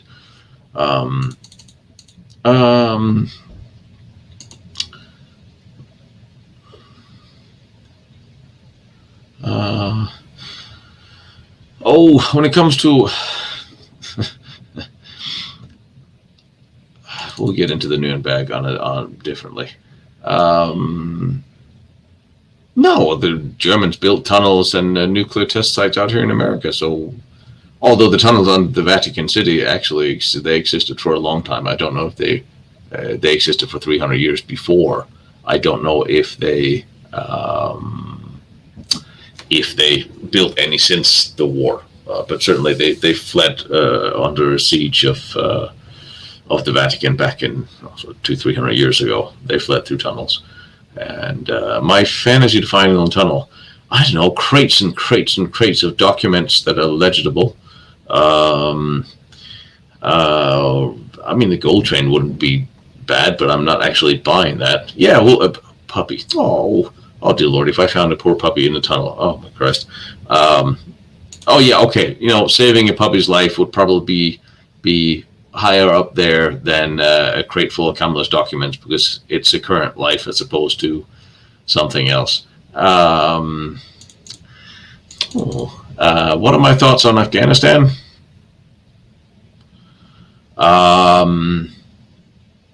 Fortunately, I haven't watched the news at any point this year. Oh, what a clusterfuck. I do not understand how that many soldiers can leave equipment behind that is usable. I think it said, and I wasn't there, so I'm not going to judge because I wasn't there. I know that the U.S. military have some really serious problems, especially when it comes to dealing with this new PC world order of wokeness, which is not helping. We're focusing on all the wrong things, not actually war fighting. And and you've seen many decades of people being put in charge who are leaning towards that agenda because that's who hired them. And now you're not seeing soldiers that are going off to war to fight and kill the enemy and come home. You're seeing, hell, it seemed more like let's go out there and make some money and have all the.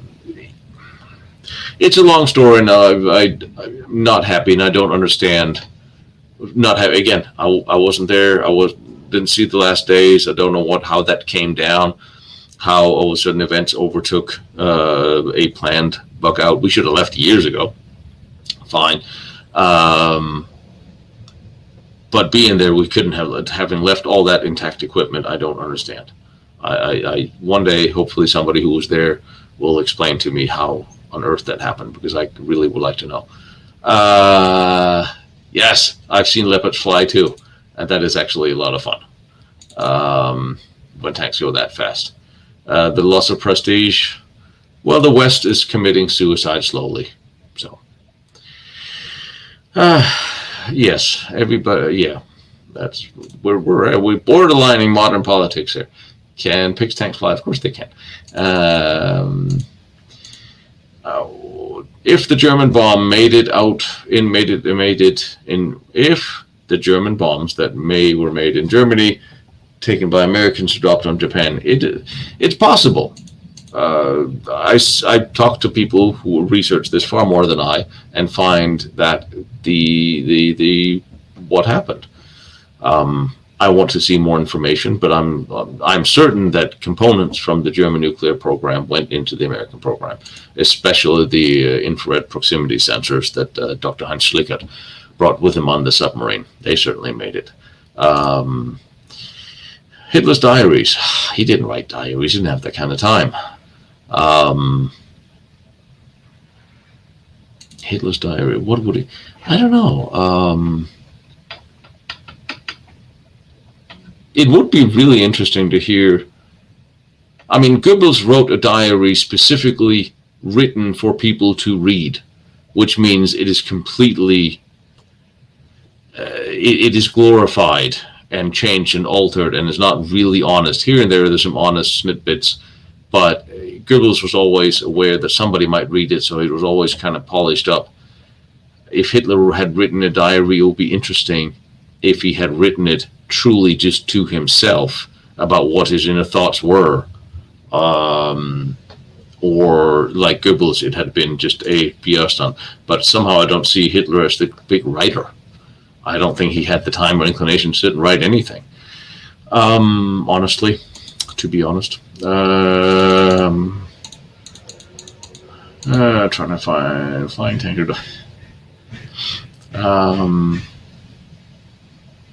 You know, there was something about the landing of that Russian tank. We're back to the Russians put wings on a tank, for those of you who came in late. And I did an episode on that. They made a T-26 fly. Yes, bad idea. That's what they figured out. Well, the Germans made one, like, submarine tank that will drive underwater. That was a bad idea, too. You know, on the Dutch islands, well, at least some of your little peninsulas and there's some really interesting tunnel work out there. I crawled through one with a bunch of teenage kids out by the coast in Holland, and I was looking for something, and everything overgrown. And there's a bunch of kids sitting around on top of a little bunker, and they look at me as like, and they're little kids. They were teenagers, and it was like, no, I'm not adulting. And I looked at them like, so where's the entrance? And they all looked at each other, going, should we tell them? I was like, no, I want to go in. I know you guys know where the entrance is because you play here. So you've been through this area. Like, oh, you want to see? Like, yeah.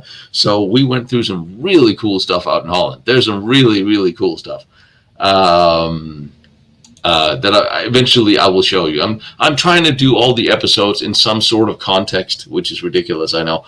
So that if you see one and then you see the next one, the next one down the line, eventually it'll sort of tie together and make sense. You know, the way you do a TV presentation, I don't know why.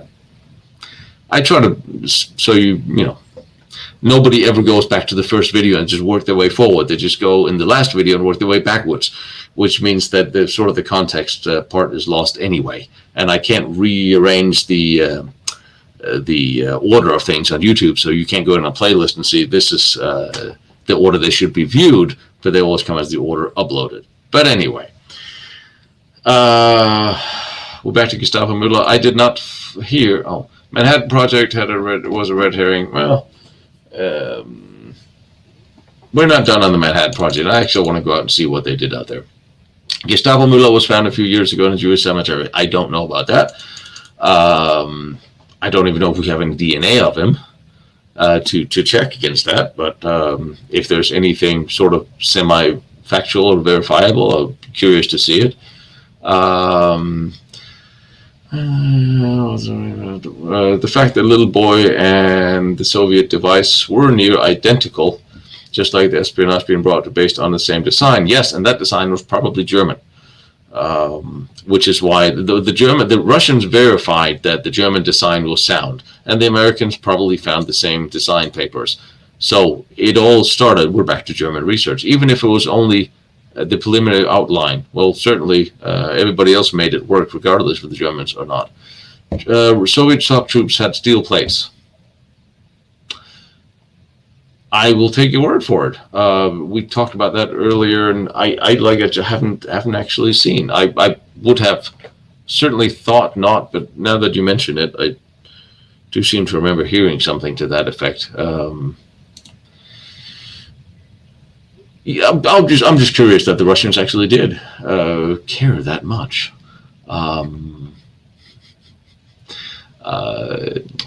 Flak jacks for the helmet.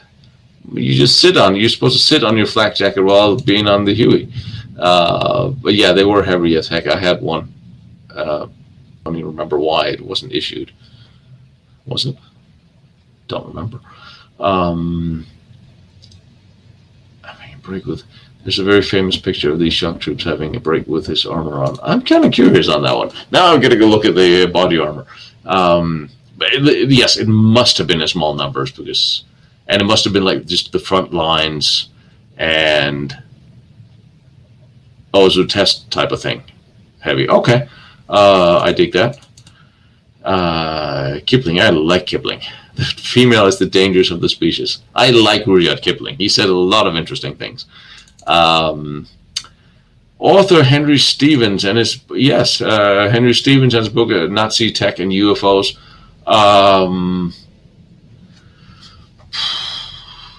I remember seeing some of his books. I think I've seen some of his books on my shelf. I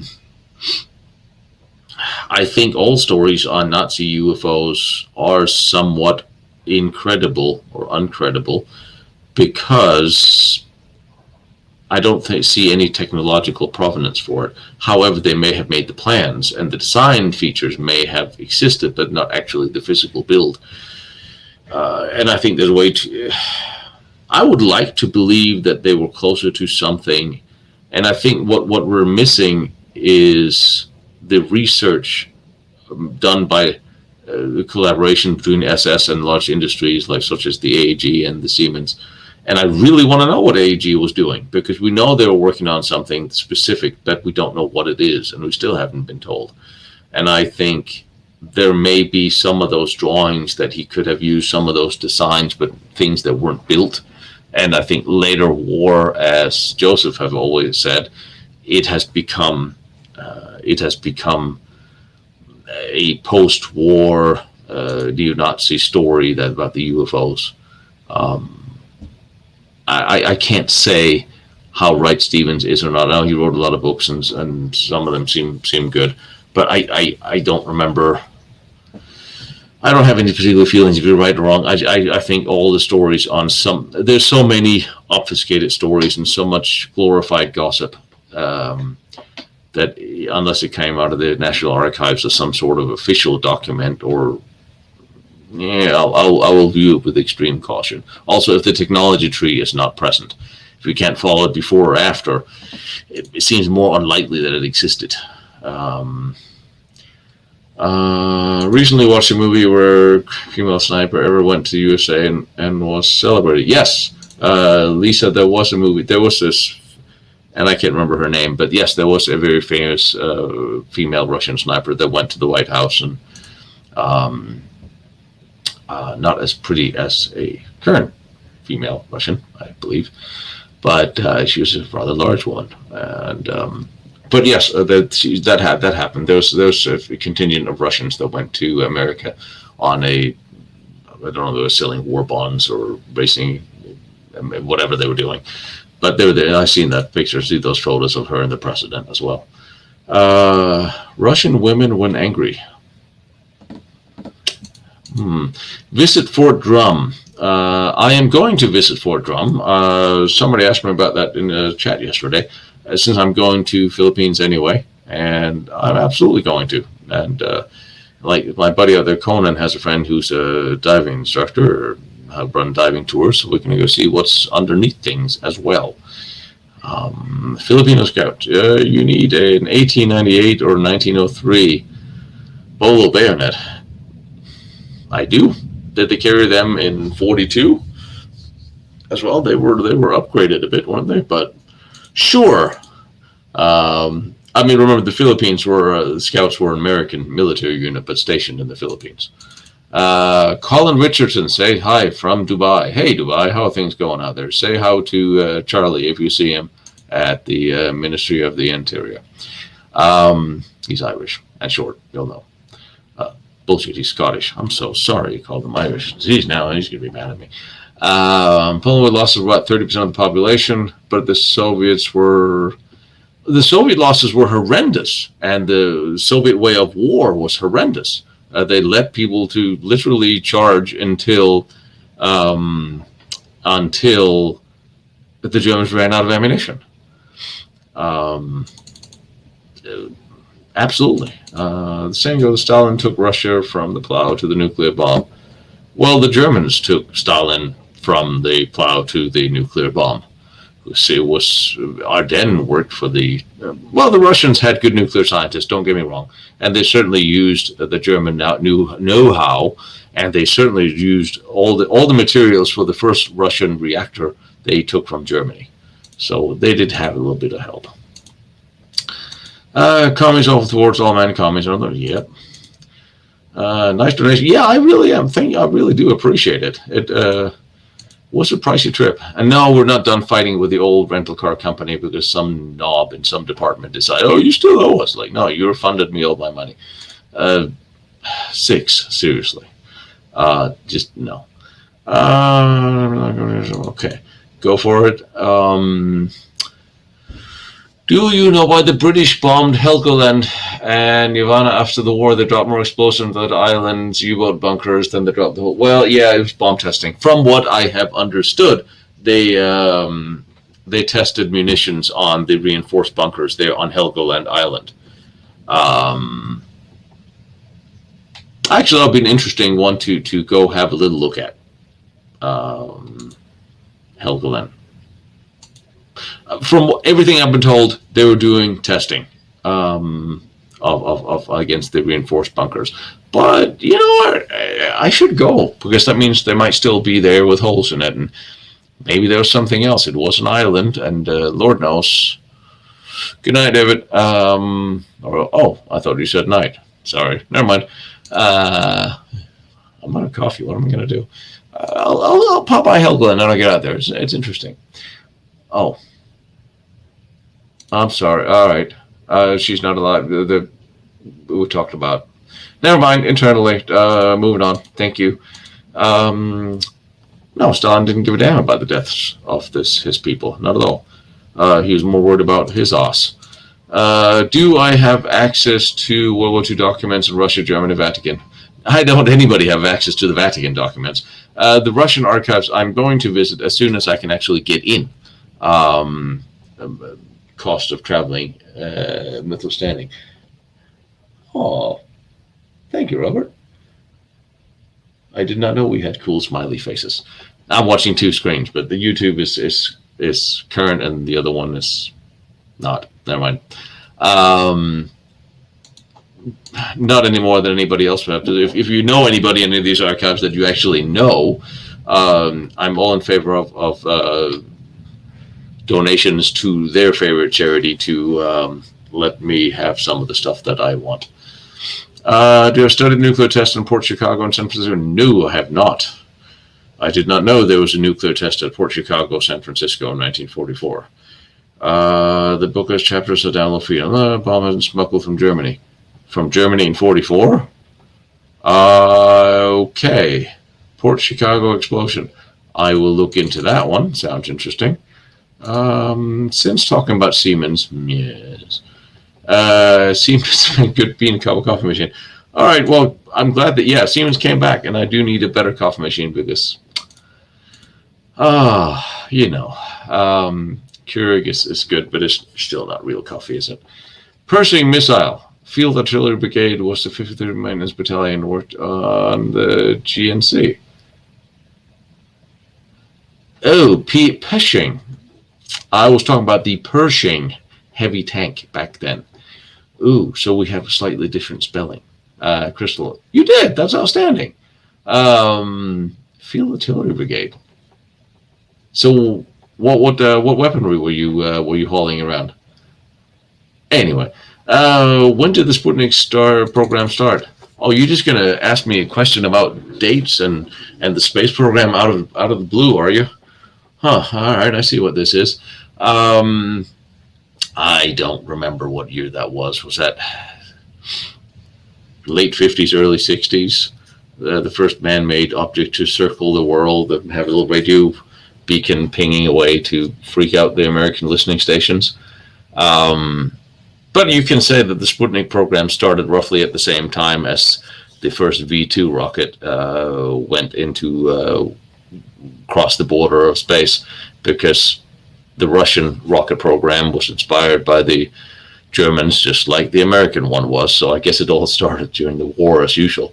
I never really did dig into the rocket programs, space programs. I am going out to Alabama, to the space center out there. But honestly, when I talked to them out there about the origins of things and the Russian of things, I did not find anybody who actually knew anything about it. And I did at the Space Center out in Alabama, I did ask them if they had von Braun's World War II uniform. For some reason, they didn't find that funny or have any idea what I was talking about. She apparently did not know what von Braun did during World War II, so I gave up asking the museum staff any questions. Am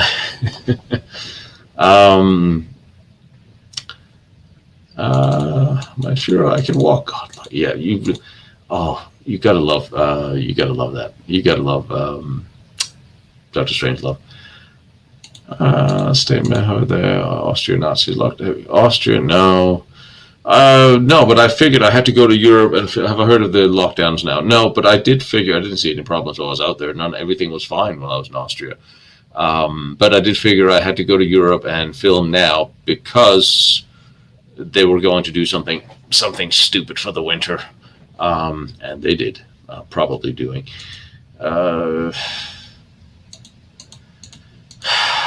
People are like lemmings. They just keep marching forward, and I'm glad they're protesting, because I do not understand why people have not had enough. But anyway, we're talking current politics. Monty, thank you, my brother. I appreciate it. Keijo, I appreciate it. I really do. Like I said, I'm running out of coffee. And yes, people are afraid, because that is the best way to control them. The Polish are coming. The Russians are coming. Someone's coming. The aliens are coming. Hail Odin. Yes, I can get on board with that. Maybe we won't get in trouble for it, but I'm good with that. So for Christmas and New Year, should I do a another Viking story?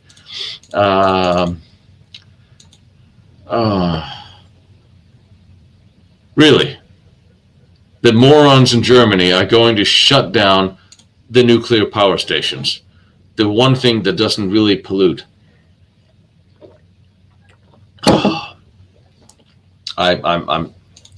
Yeah, if they want to do the agenda they want to do, they need to build more power than nuclear power stations. I'm sorry, not fewer.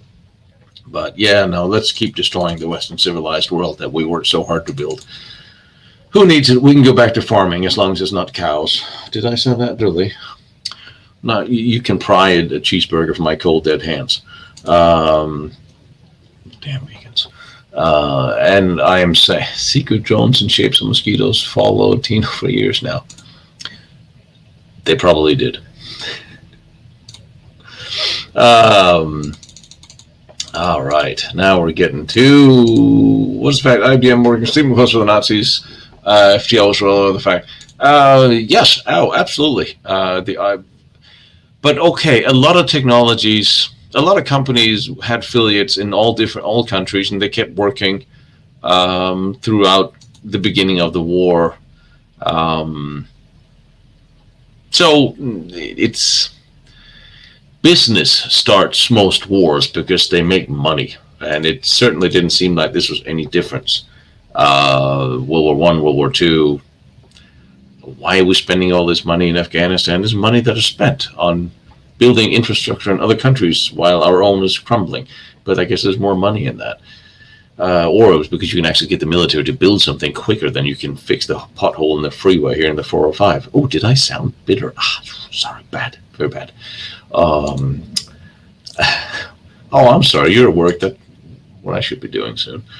Hitler's birthday just enacted martial law. Why are they doing this? Everything was fine while I was there. Well, fine. I think my local crow is a drone.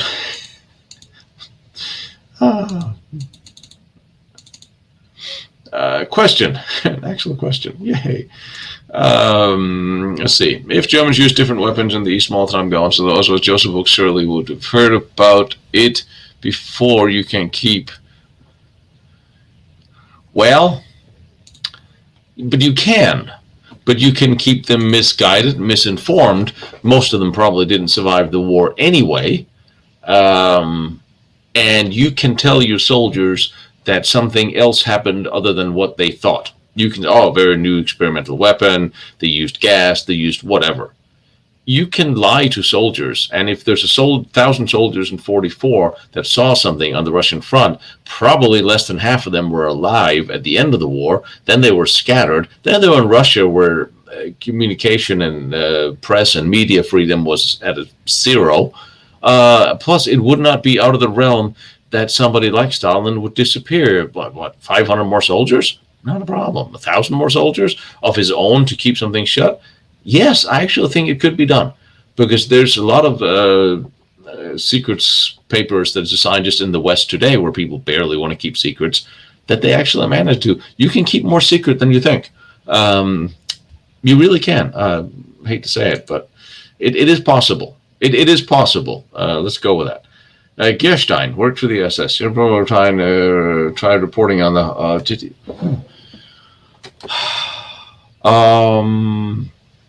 Sharon, next time we do a Q&A, will you send me that question in an email? Because there's quite a bit more to that, and I want to dive into that one quicker than just what I remember right here and now. My favorite, I have this hotel in Metz that I just love to stay in, downtown. The only hotel I'll stay in is smack in the middle of the city. I always go back there.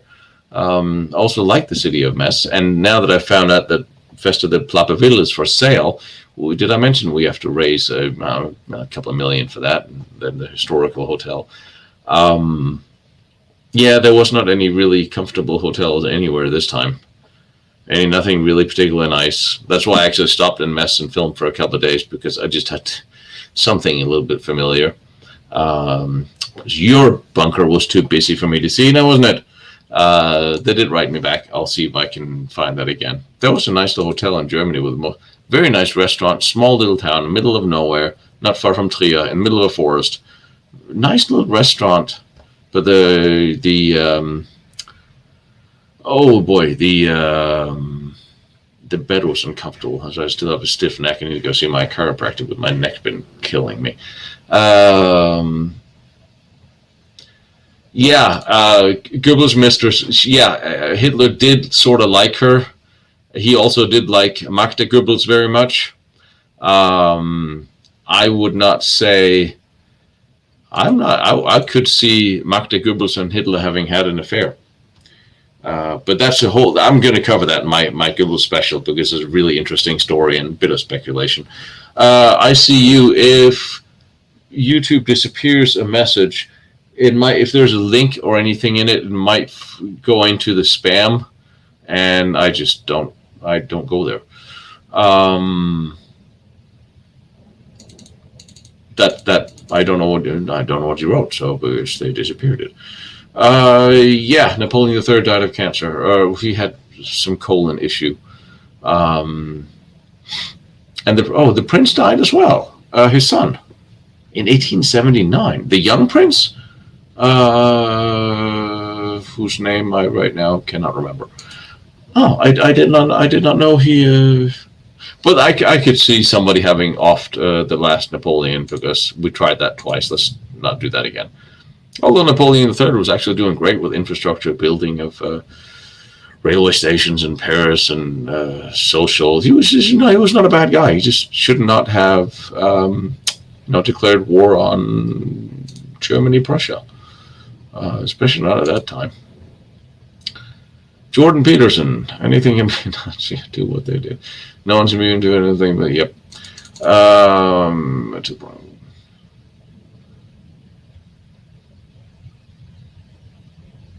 I'm just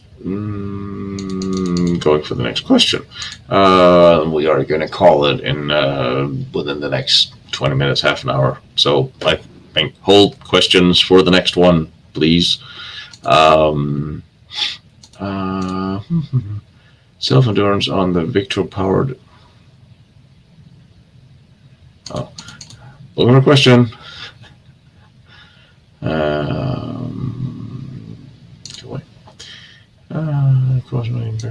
Question?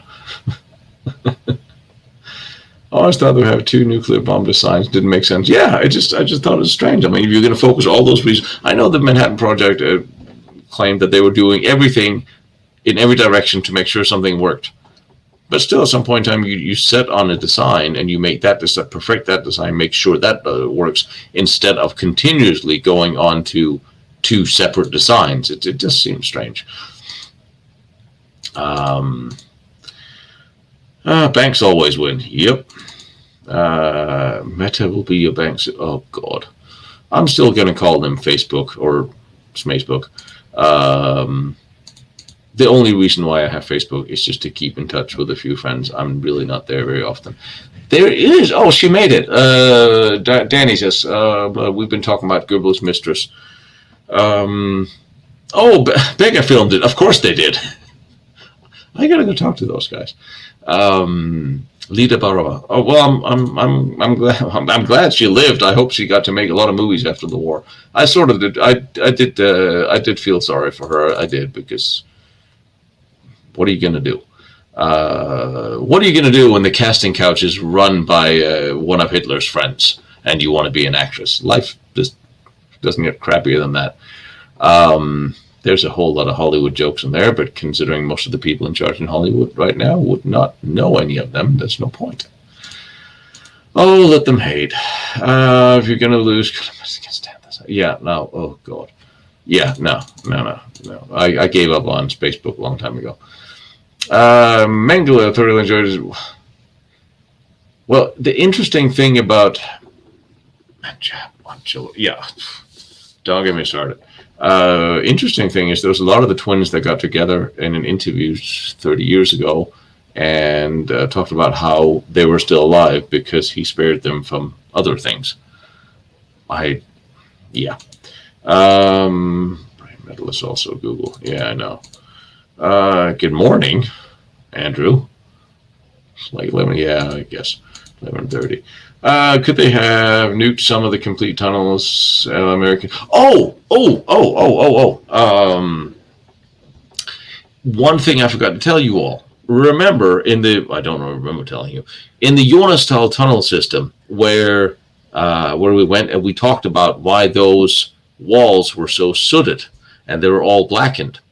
Apparently, now you got to remember Jonas-Thal and that whole area of Thuringia was full of underground facilities and bunkers and factories, and they made Me-262s just 40 clicks away and all that stuff. The Russians blew up a lot of these tunnels, and in nearby tunnel complexes, they blew those up using phosphorus that burned for a long time, which, number one, would account for why there was soot, and number two, you want to blow up an empty tunnel entrance, but you use phosphorus? Why? I thought that was strange because that really is an indication that they really, really wanted to destroy whatever was in that tunnel. And if that's what they did in Jonas-Thal, well, the tunnels were empty, they were incomplete, they were not done. Why do you want to use phosphorus to destroy them this significantly? Anyway, that's what I forgot to tell you about the phosphorus and the black soot everywhere. So that's why we might run into some of that where... where we get in the future. You joined me yesterday. The wars are on. Oh, good. Well, thank you, Dean, and welcome to the party. Now you can go back to the beginning and then start watching all the episodes from the beginning, so they make sense. Now, to your point, the British hangman made some war criminals. Yes, they did. Oh, well. Roosevelt and Stalin told Churchill they would shoot all German generals. Yes.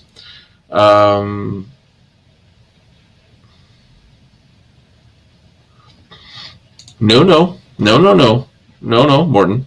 Roosevelt and Stalin did not tell Churchill they would shoot all German generals. Churchill told Roosevelt that he wanted to shoot all the high-ranking Germans upon identification. Roosevelt initialed that memo. It's in the library. They told Stalin that that's what they wanted to do, and Stalin said, no, we need to have a trial. So Churchill is the one that wanted to kill off everybody.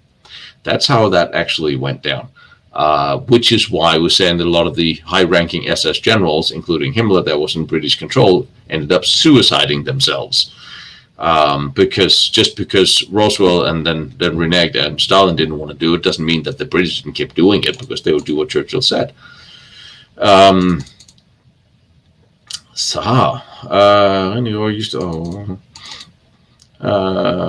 Midgard.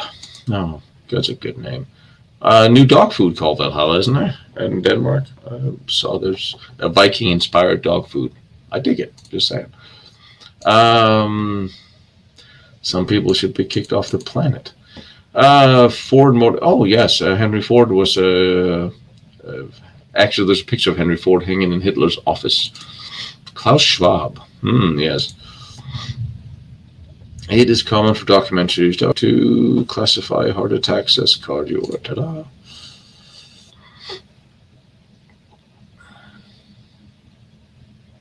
Yeah. And if you don't know any better because you don't care, it's just easier. So 49 tunnel. Yes. Well, they did some 35 of them so far, or thereabouts. I still have lots of stuff I haven't shown you.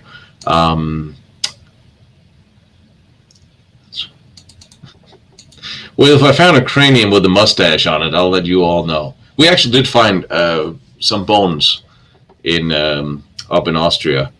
Haven't gotten them classified yet, but it may actually be a skeleton sitting up there. But yeah, you know.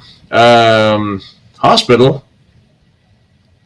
Are you in, Sean? Are you in the hospital, or are you working in the hospital, or are you okay? What's going on there? Health welfare checkup here. All right, hold the questions now, because at some point in time we're coming to the end. So now I'll answer what's there, because well, I got to get back to editing, and I think I have to go to work at some point. And we got more episodes tomorrow, and I think on Friday, and I think I got a big one on Saturday if I could make it. Clusterfuck is a great word. We need to use it more in conversation every day, since that's kind of what we see. If you leave weapons behind, just boop it.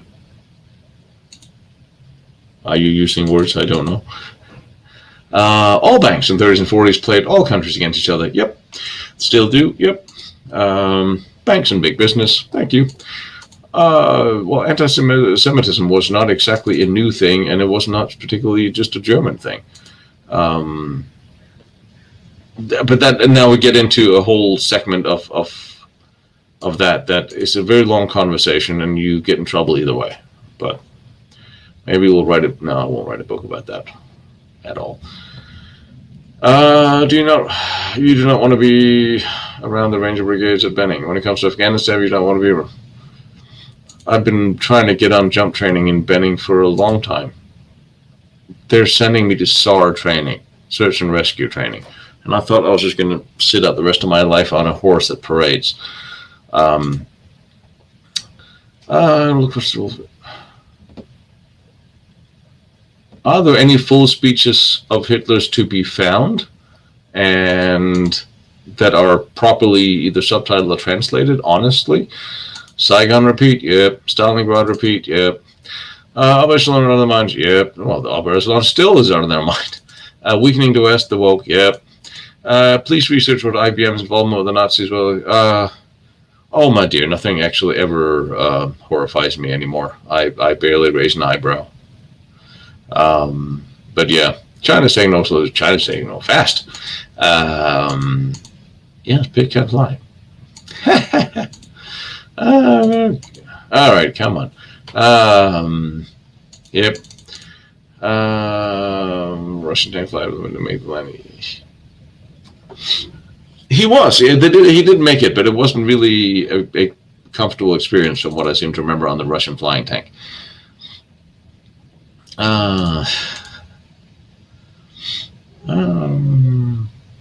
Could you suggest a good book about her?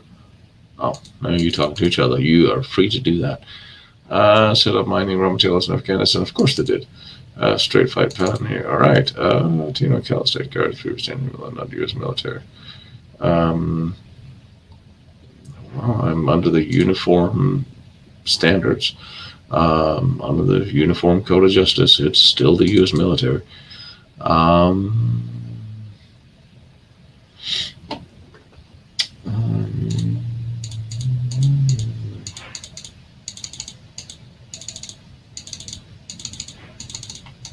Trying to catch up on whatever questions I may have missed.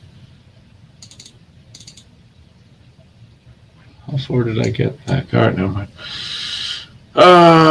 Just so you have to research anti-RC guide kills.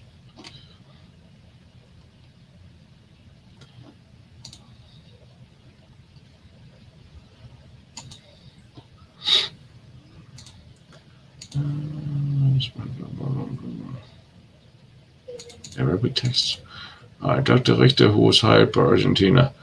Yeah, John, there's quite a lot about Richter. And with a little luck, I will go see his facility in Argentina. And there will be more coming on that. And on him. I talked about him quite a bit. John, stand by. There's going to be some specials coming from Argentina and about one Ronald Richter was actually doing. I talked a lot about it with Joseph as well. Nothing new since then, but when I see the location, I'm trying to figure out where he actually ended up, what he did after that. And I still think there's family I'm breaching contact with. So, Unit 731, is that the... Oh, you talking to each other? Fine, I'll stay out of it. Video delayed, I think. Yeah, Lost Steel Benjamin. Yeah, Unit 731, that one, yeah. That's... Are you still talking to each other? That's fine. It was just Stalin's elite troops. Okay, thanks. Yeah, I thought of the place. Yes, now it's being internal. Paddling down towards the end of the line and taking a break. Because now I am going to do other stuff that involves getting you some entertainment.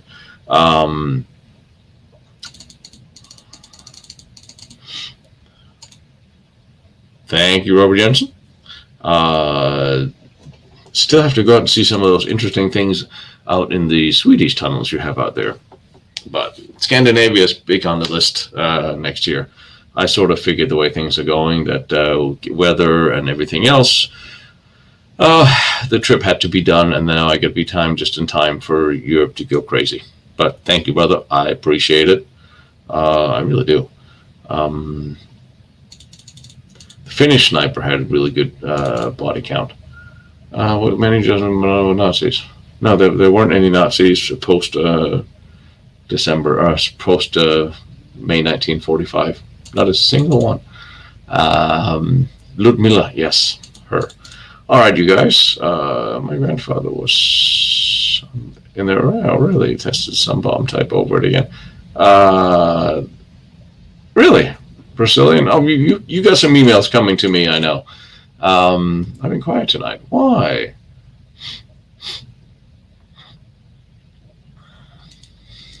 Outstanding. Yay. I know. Thank you. There's full divisions of German soldiers on that island with the Irish bomb. Ooh. Ian, do you have that documentary? Is that anywhere? Because after the war, if they bombed an island full of German soldiers that had surrendered, that I would like to know if you have any links on that one. A Pershing nuclear missile. Oh, you had fun stuff. People remember the news never fired anything. Oh. Did everything just get named Pershing? Come on. No wonder we're kicking those around. I just wanted to see the Pershing tank restored. Redstone. Oh, yeah. I would love to see Redstone. I hear nice things. Kolbepanzerluft. Danke. More regulars for users in Germany. Yes, I'm sure I will eventually say something that'll piss off people in Germany and lock me up. But yes, I think really you're onto something, because what I would very much like to, I would very much like Germans to start just talking about the military side of history and not just always talking about, and like I'm not. It's not about a point of view or a side of politics, but the German soldiers fought bravely, whether they fought for right or wrong, and their achievement should be acknowledged. And I think that should be able to be done. Soldiers fight for right or wrong all the time, but they're still soldiers and they're still fighting. When the war is done, remember them for what and how and those heroics. It's not about a promotion of a regime. Soldiers rarely have any say in who they fight for.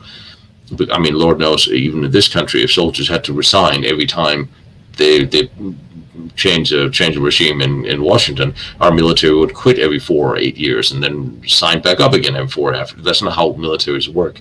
And I think Germany could actually look at the military achievement, the technology, and the advances, and look at that alone without always doing it with their head held bent over. It's a little sad. Thank you, super. I have a super sticker. Thank you. I'm learning something new every time. Thank you, brother. I appreciate it. So, you are in England. I am looking forward to seeing England. You just have to stop counting thumbs down because the negative count on Biden. Why, they can't fix that? They can't rig a YouTube count? Come on. You all know what I'm thinking there. I'm just going to be quiet. Yes, Merkel is a lunatic. Did I say that? Well, she's not chancellor anymore, so I'm not offending anybody. The world started turning into 1984. If any of you haven't seen that movie, it was made a long time ago about the future of the world. That is pretty much today, when you walk down the road and the TVs tell you what to do and what to think and what to comply for. It would be, I mean, I love that you love what I do, and please share it with everyone. Share it on historical forums or refer your friends, because it's really hard to try to negotiate with YouTube guys to try to figure out how to place this right. And I know my thumbnails are not always the perfect way to go, and they don't look the way they should. And I'm not a graphics guy when it comes to that, and I don't do this with a glorified entrance. I just try to get to the point and tell you what's there.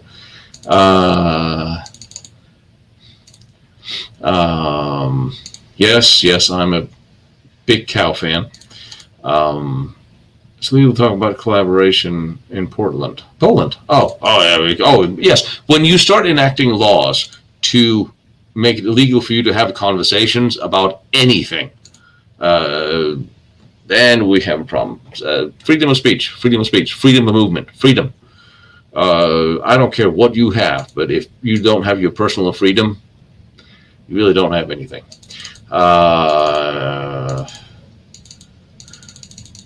How far behind am I? Okay, from now on, we're gonna have the questions. Send me them the day before, because, damn, I know how far behind am I? Thank you, Wayne. I appreciate it. Well, that. I don't know if you sent me that email yesterday or a comment, but if anybody have a link on that video, please send it to me, or you send it to me, because a bunker with a lead room, I'm very curious about. Very, very, very, very. And yes, I know I've been slowing down to catch up with. There's got to be a better way of doing these chats. The smaller units here. We going to my own. I keep on. I give about 7 down count. Yes. Oh my gosh. Yeah, true.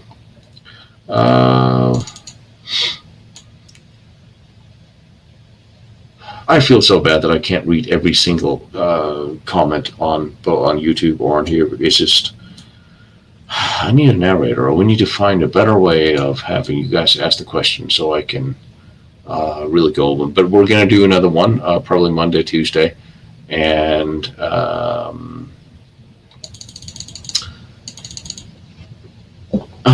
right. Okay, coming to the end here because I have to take a break. And did you look at... all right, what have I missed? Did you look at various questions? You do not seem to understand that there's 8,000 questions coming here. That's why I said I want the questions the day before, because then I actually have a chance to just research them real quick, and they won't get lost because I have 2 parallel chats that are offset from each other to make sure that I sort of catch everything. And now you tell me I'm missing somebody, and I'm scrolling and I can't find them. See, that's why.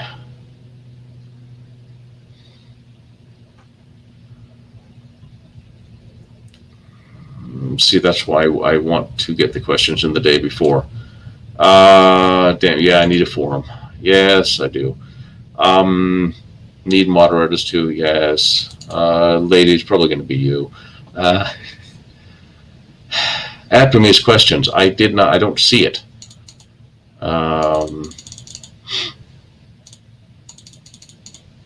See, that's probably don't want to. No, don't apologize. I just can't find it. I'm like, I know sometimes I must necessarily miss them. Jim, man, don't worry about it.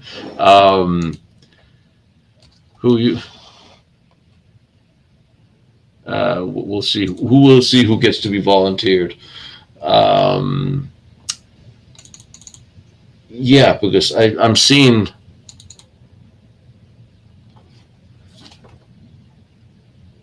I'm seeing the YouTube chat, and mine on StreamYard is not even the same. Is it? Something's missing.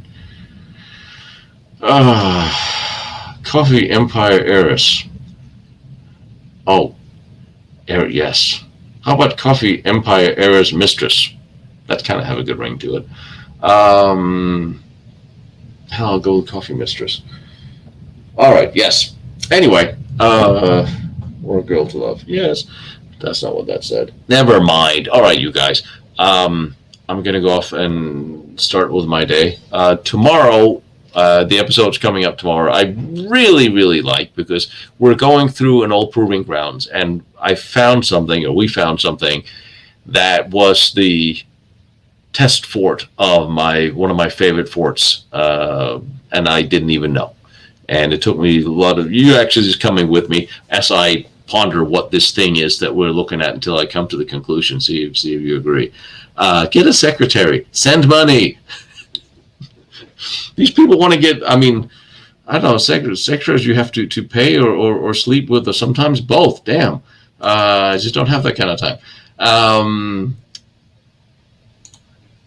Oh, lots of people declared that way. I think his wife filed for him the day after he supposedly died.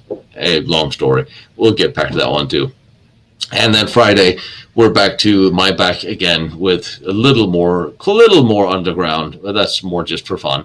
And I'm trying to get a really cool fort out for you on Sunday, and then we can probably have a chat after that. Oh, yes. And then next week we'll have another chat and some more stuff coming, a lot of walkthroughs coming.